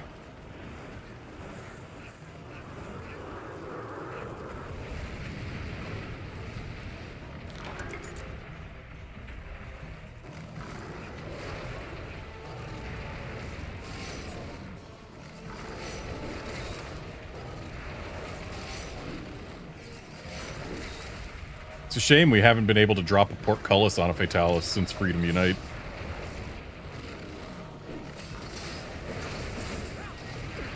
Like, sure, we got cannons and even a track ballista.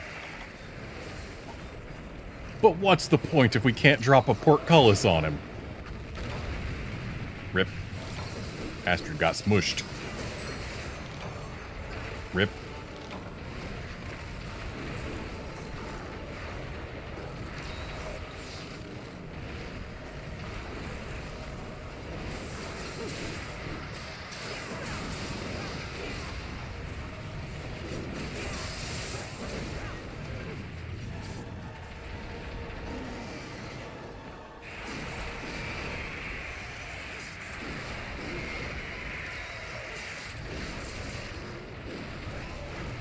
Going to be close.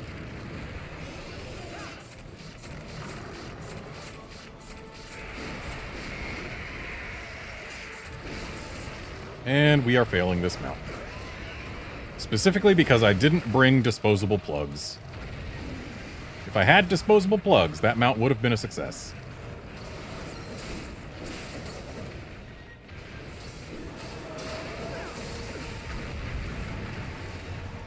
Or if he hadn't triple roared in the beginning, that also would have helped. Looks like his chest just broke.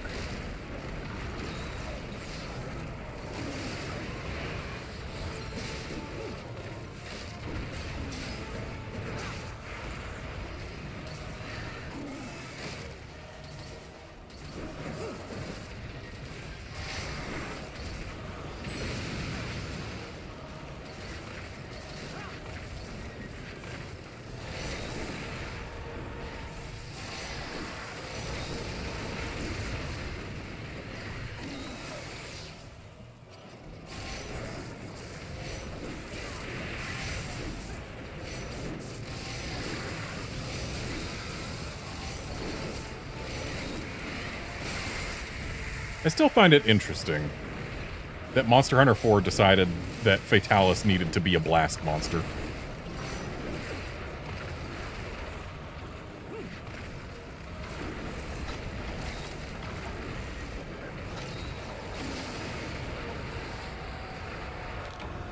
Rip.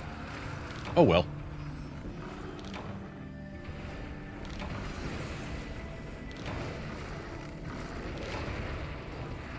Wolfkinson has next post.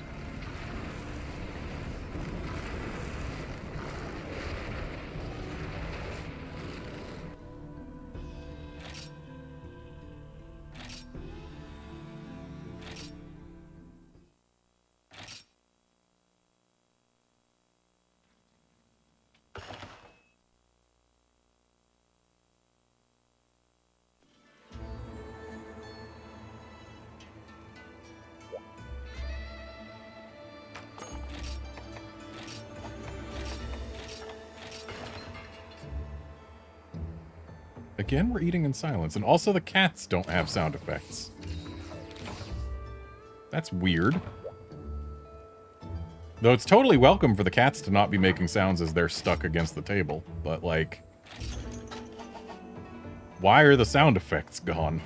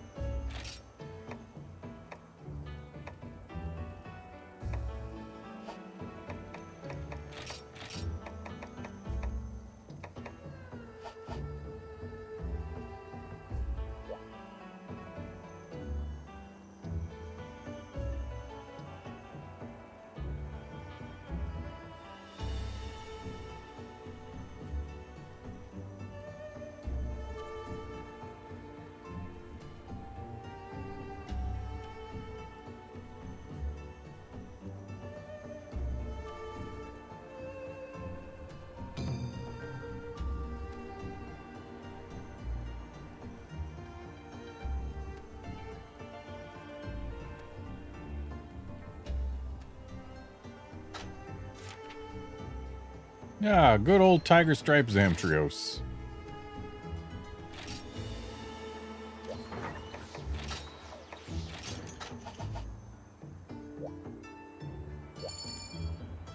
A monster that has only been in this game. They haven't even put him in stories, have they?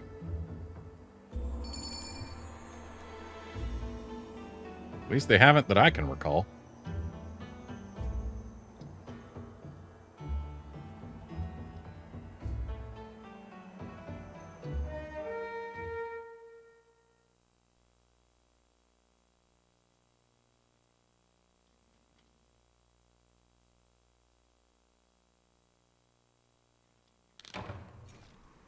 Hello, secret area.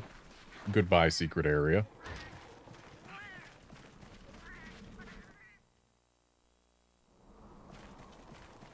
Wolfenson, I'm pretty sure we did do one Tiger Stripe Zamtrios on, like, the first Dundorma Saturday, but it's definitely been a hot minute.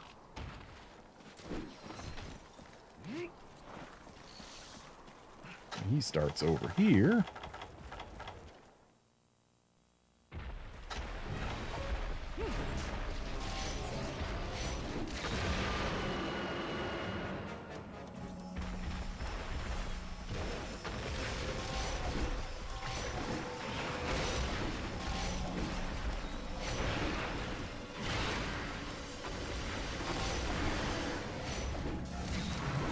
So annoying getting white essence out of this guy once he's inflated.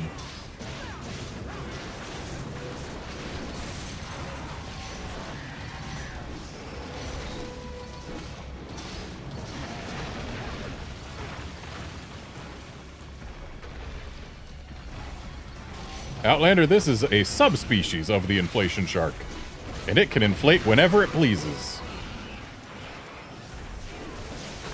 And thus it gets a lot more attacks based on rolling and disgorging water. And all it loses is the ice armor and the fixed phase transitions that the base species has.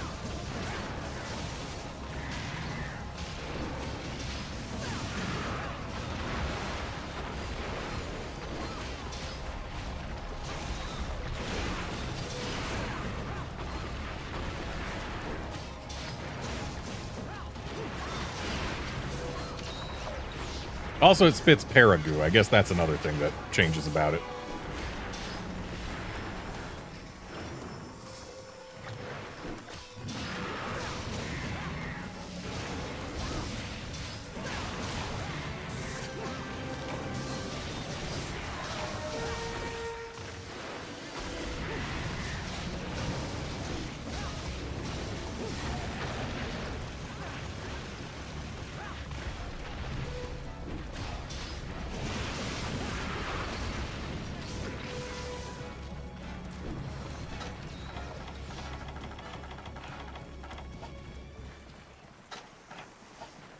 Well, Outlander, if you like the OG desert music, then say thanks to Monoblos for giving us its theme. Because Gen 1 Desert is Monoblos' theme. Gen 2 Desert is Diablos' theme. Gen 3 Desert... Wow, one bullet. Gen 3 Desert is Baroth's theme. Because, of course, Baroth deserved a theme all to itself.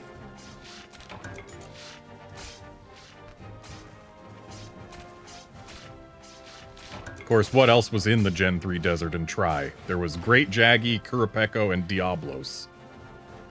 One of them already got a theme. The other one, Great Jaggy, had the small monster, or the medium monster theme. It's not like they're gonna give Kurapeko a theme all its own. Though that would be interesting.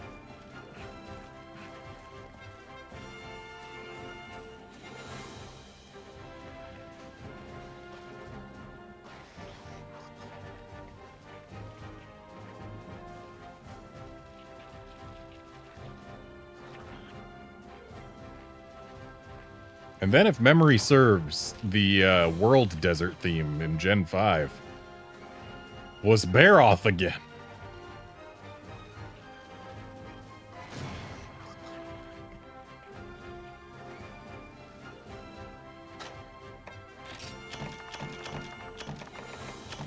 And then, because Baroth had had two themes, they took Baroth's theme away from Monster Hunter Rise.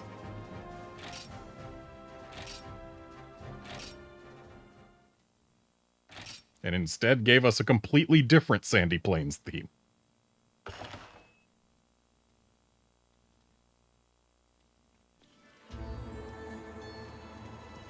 Alright, John's got next post.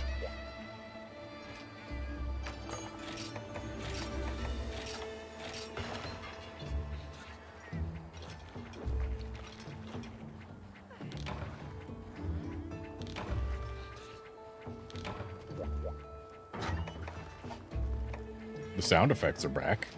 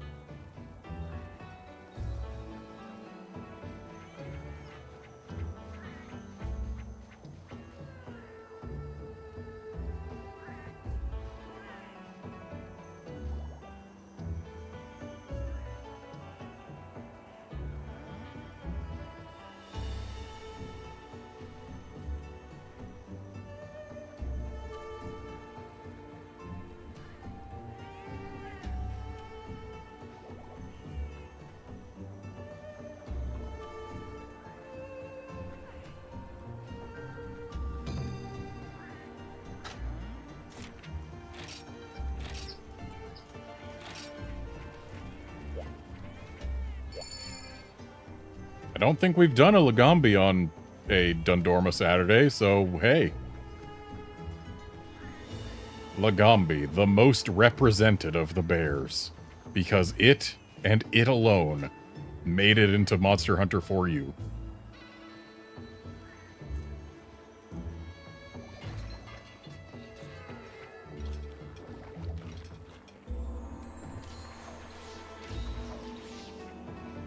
And I believe this is the quest with a giant Lagombi.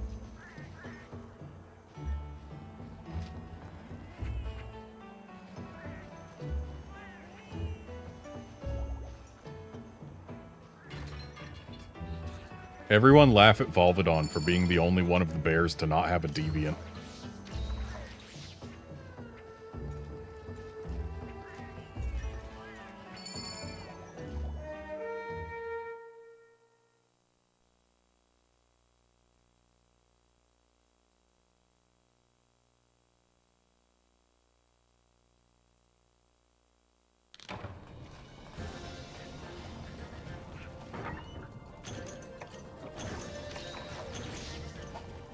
Deviant Volvidon would have sucked.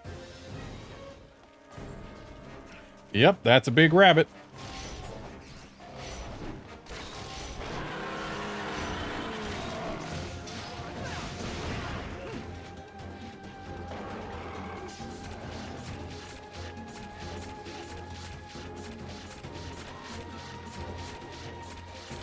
What a difficult mount that was.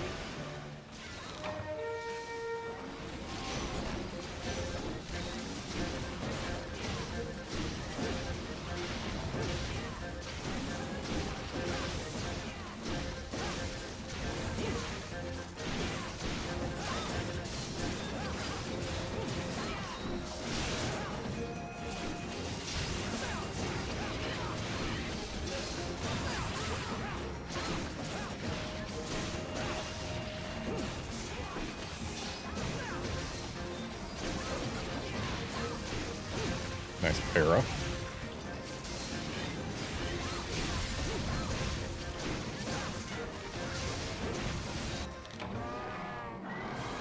The Snow Baron Lagombi thought he was big.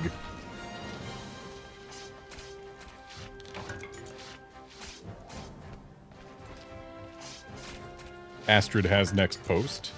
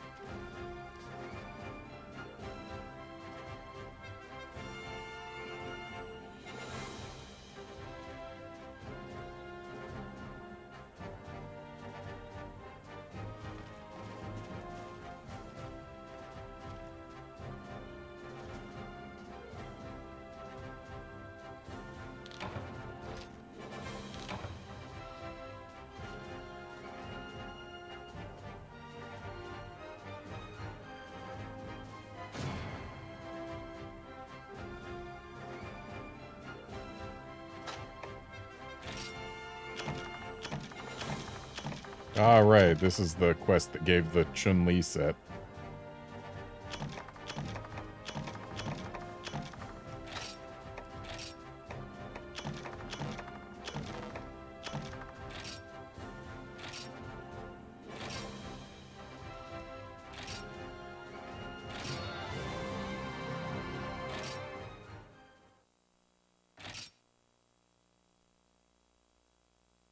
John, the type of unit we're talking is a large lad.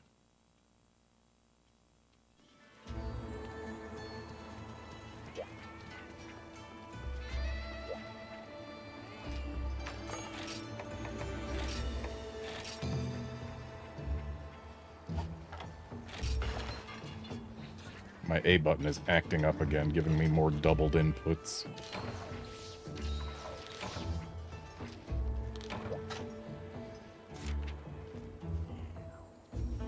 Alright, we can do another Lagombi.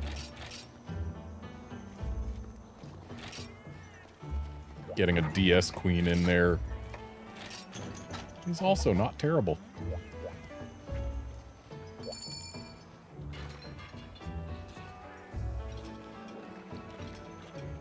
Still amuses me that DS Queen is one of the monsters that is the most abbreviated in terms of parts. And she's on a 3DS! It's just poetic having the DS Queen on a DS system. And in fact, the only time she's ever appeared outside of a DS system is in Stories 2.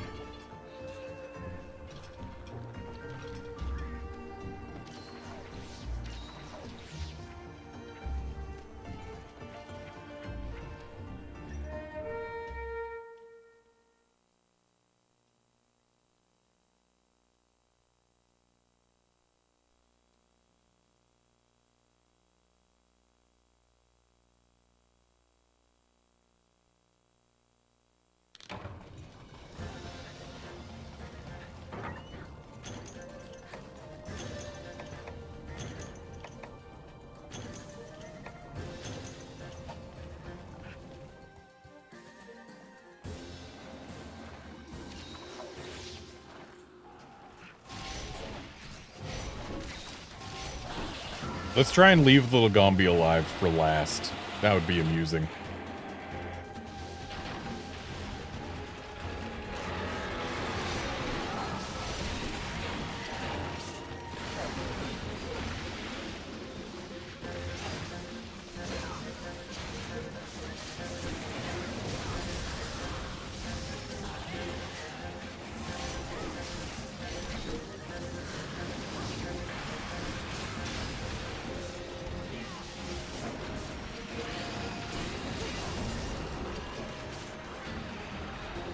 This snake's about to eat this rabbit. This snake's dead. This is a 4-monster quest. That's right.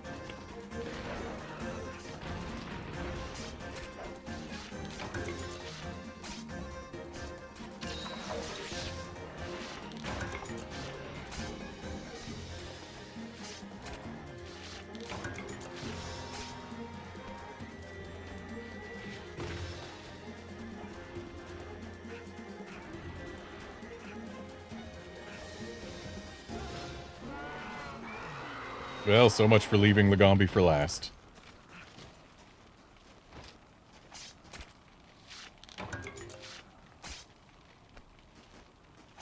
Actually, thinking on it, we probably wouldn't have been able to do that, because something tells me it's probably set up so that the Desert Celtis and DS Queen show up together, and probably wouldn't have spawned in until after the Lagombi's gone anyway.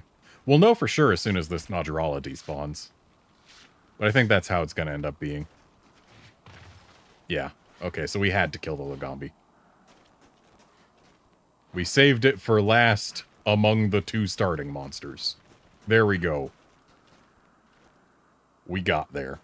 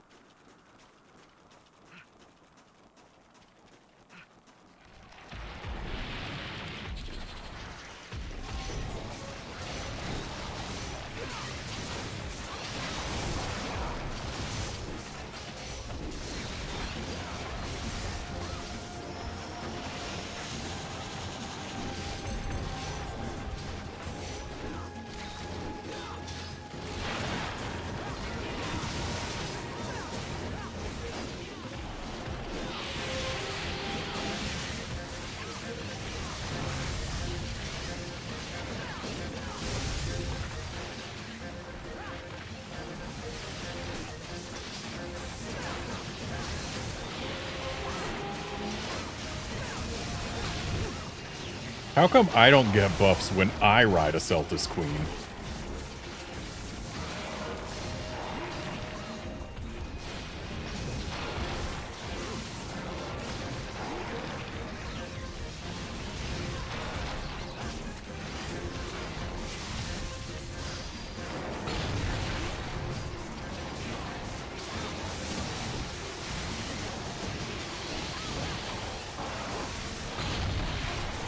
And I guess we don't have to kill the Celtis. But we still did.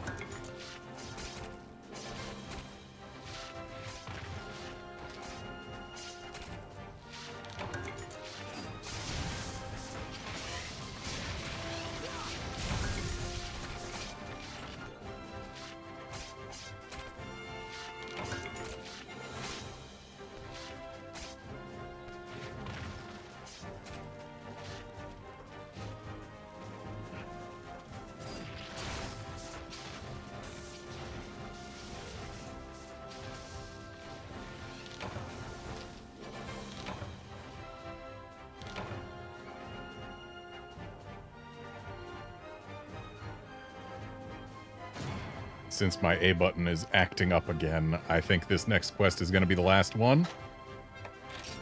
So, last quest of the potentially last Dundorma Saturday.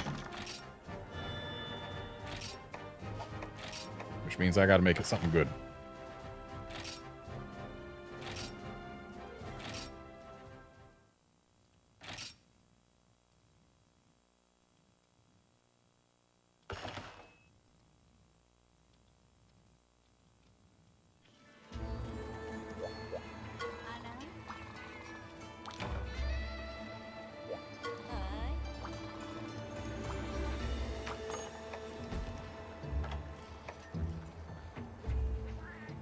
Monster Hunter is certainly an option.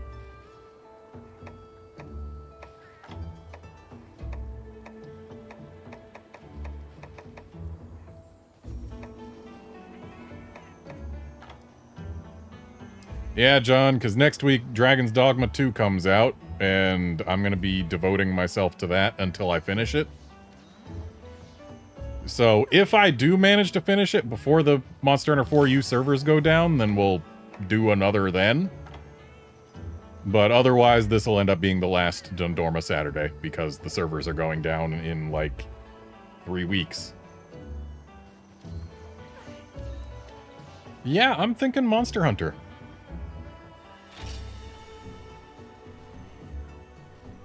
Yeah, Drake Great, we have done Shah Dalamadur in previous streams. Not today, but previous streams.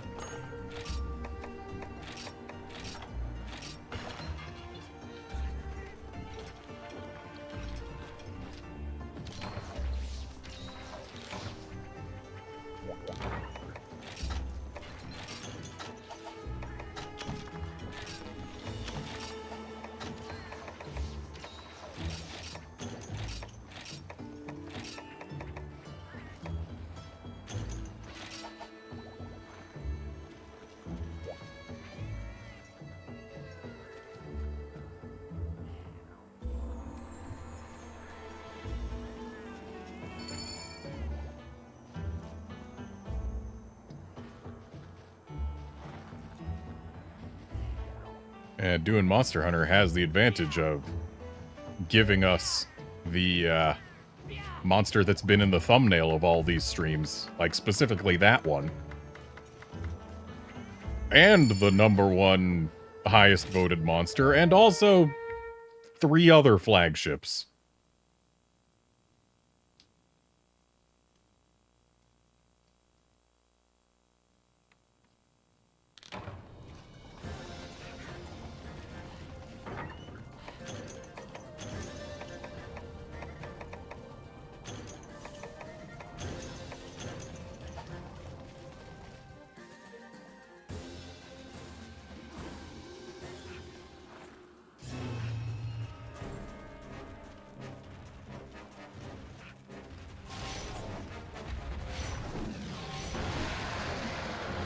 I was about to say, like... I was about to say it's kind of weird that this quest doesn't have Nargacuga in it when that's a flagship. And then I remembered that this game doesn't have Nargacuga in it.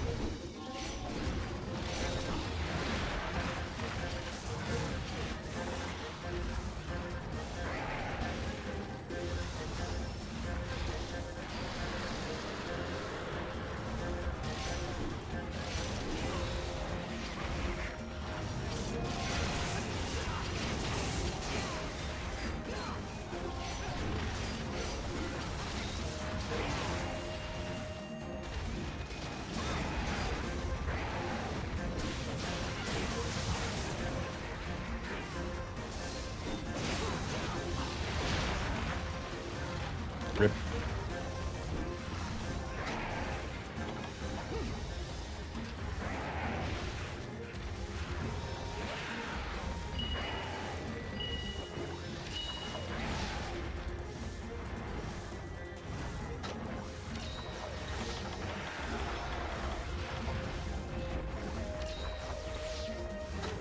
Was that ping accidental, or did someone drop a trap? I don't see a trap.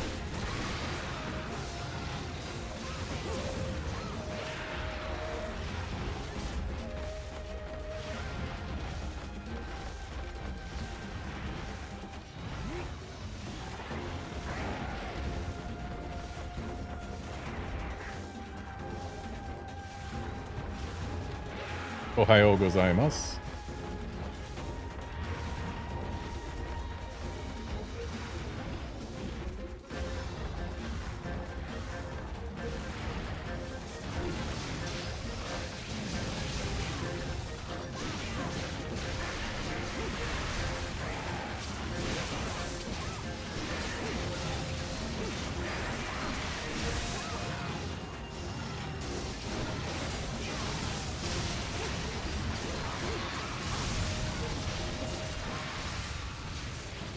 And there goes Tigrex.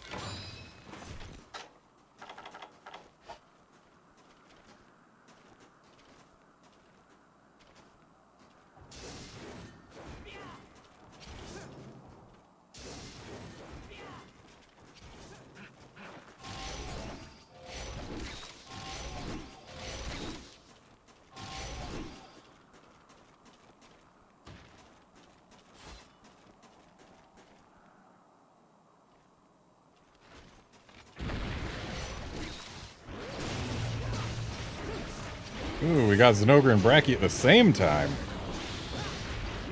Why was the Tigrex alone then?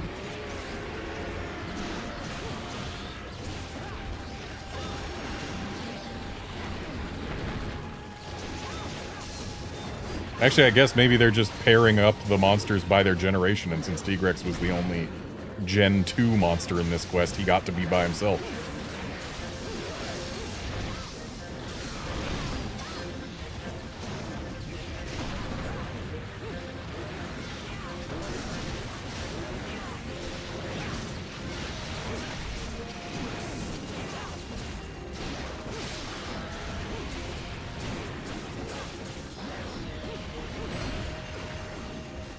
Quite bright.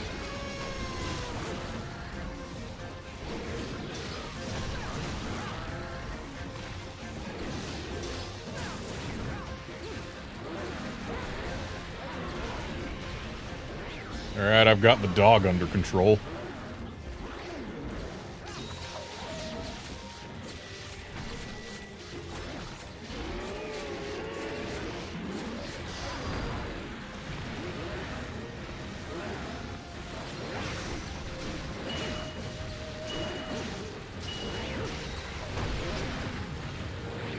Thanks, Bracky.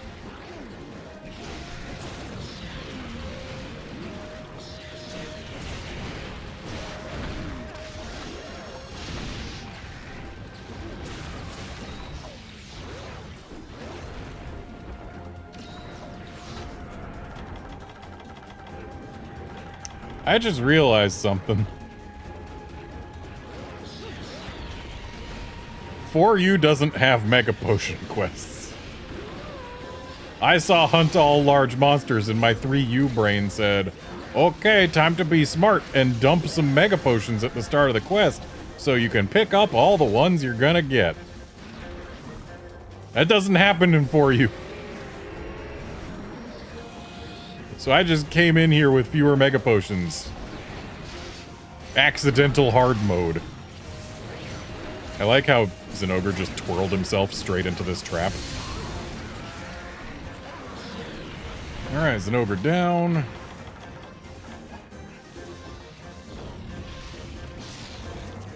Okay, he's blind.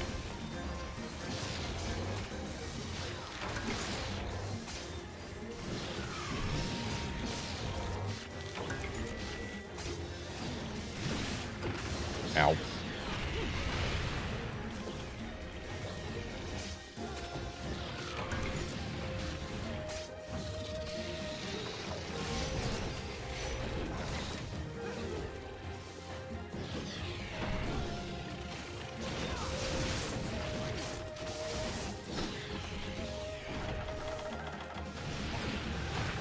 Dang it.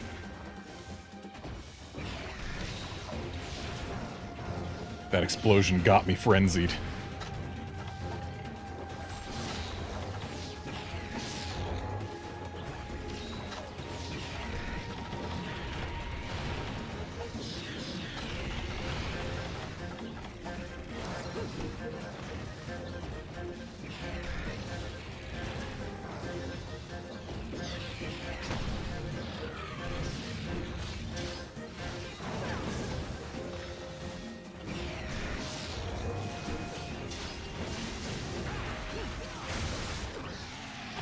Well, I almost got to ride him.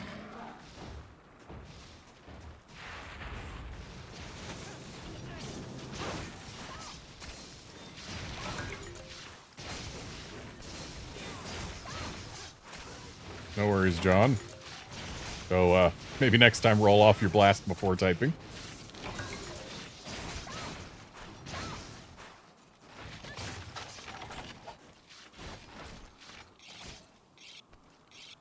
And now we are guaranteed to at least see the man who has been on our thumbnail this whole time.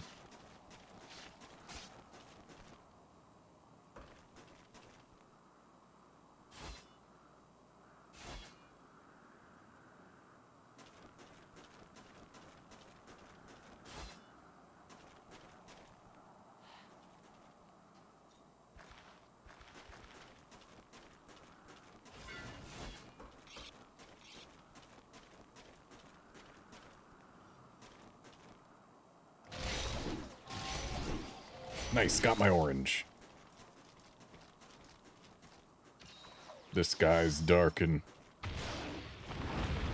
Gormagala approaches in full frenzy mode.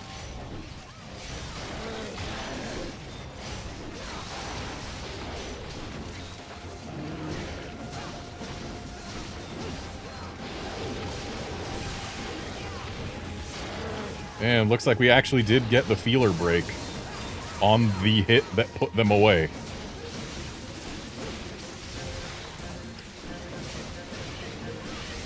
Okay, I'm kind of disappointed that Seregios isn't here with them.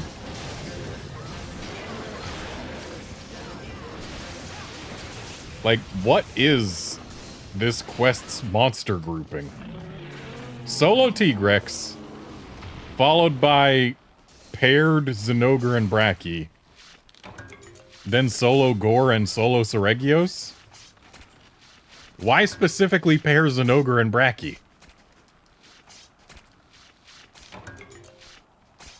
I don't understand.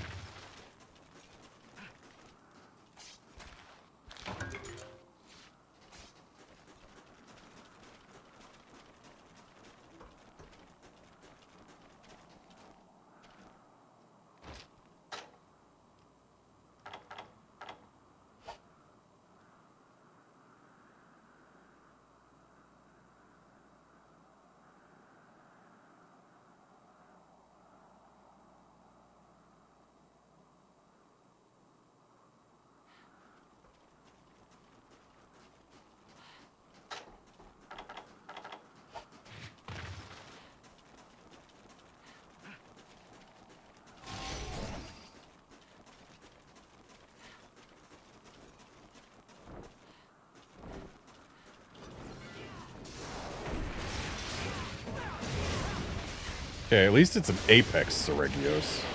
That's something.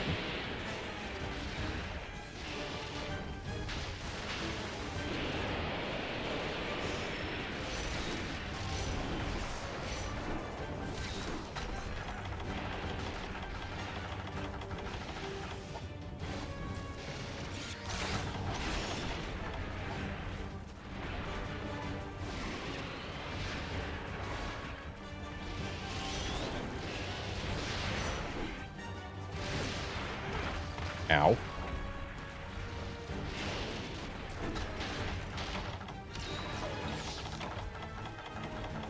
Oh, dang, I don't have jerky in this set.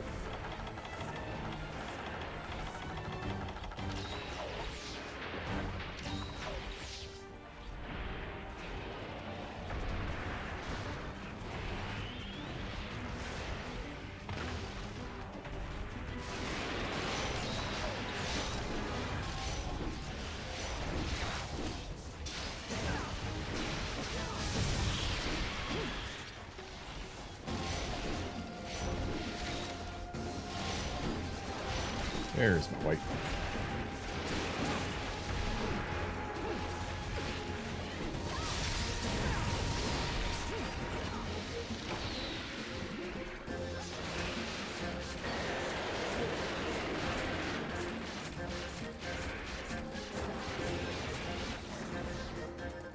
And I'm going to go ahead and wait so that we get a free sparkly.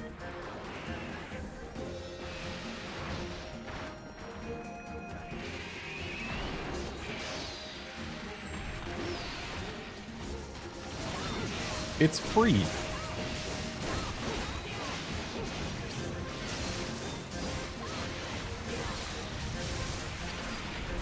Oh, I didn't realize I was the only one not in the Charge Blade crew. And there we go. Monster Hunter, Monster Hunted.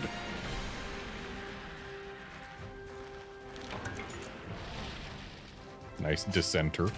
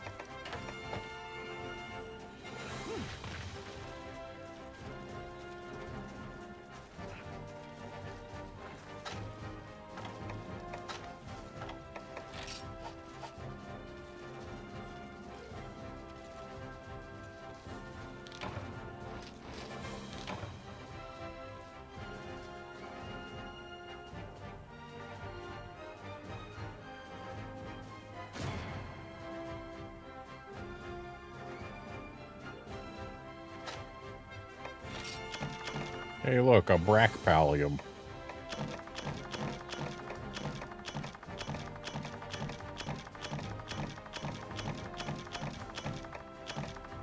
And a Seregios lens.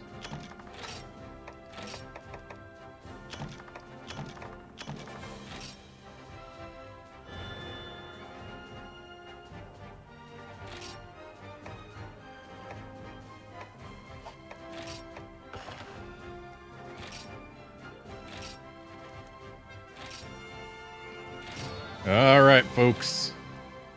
It's been real. I gotta say thanks to everyone who has dropped by to watch and chat and all of that. Thanks to everyone who has hunted with me on these Dundorma Saturdays. And yeah, just thanks for everything, folks. This is potentially the final Dundorma Saturday, but thanks for being on this ride with me. And thanks, Capcom, for making such a good game. I wish it didn't have to have its servers go down. But I will be back on Tuesday for Tanzia Tuesday. See you then, friends.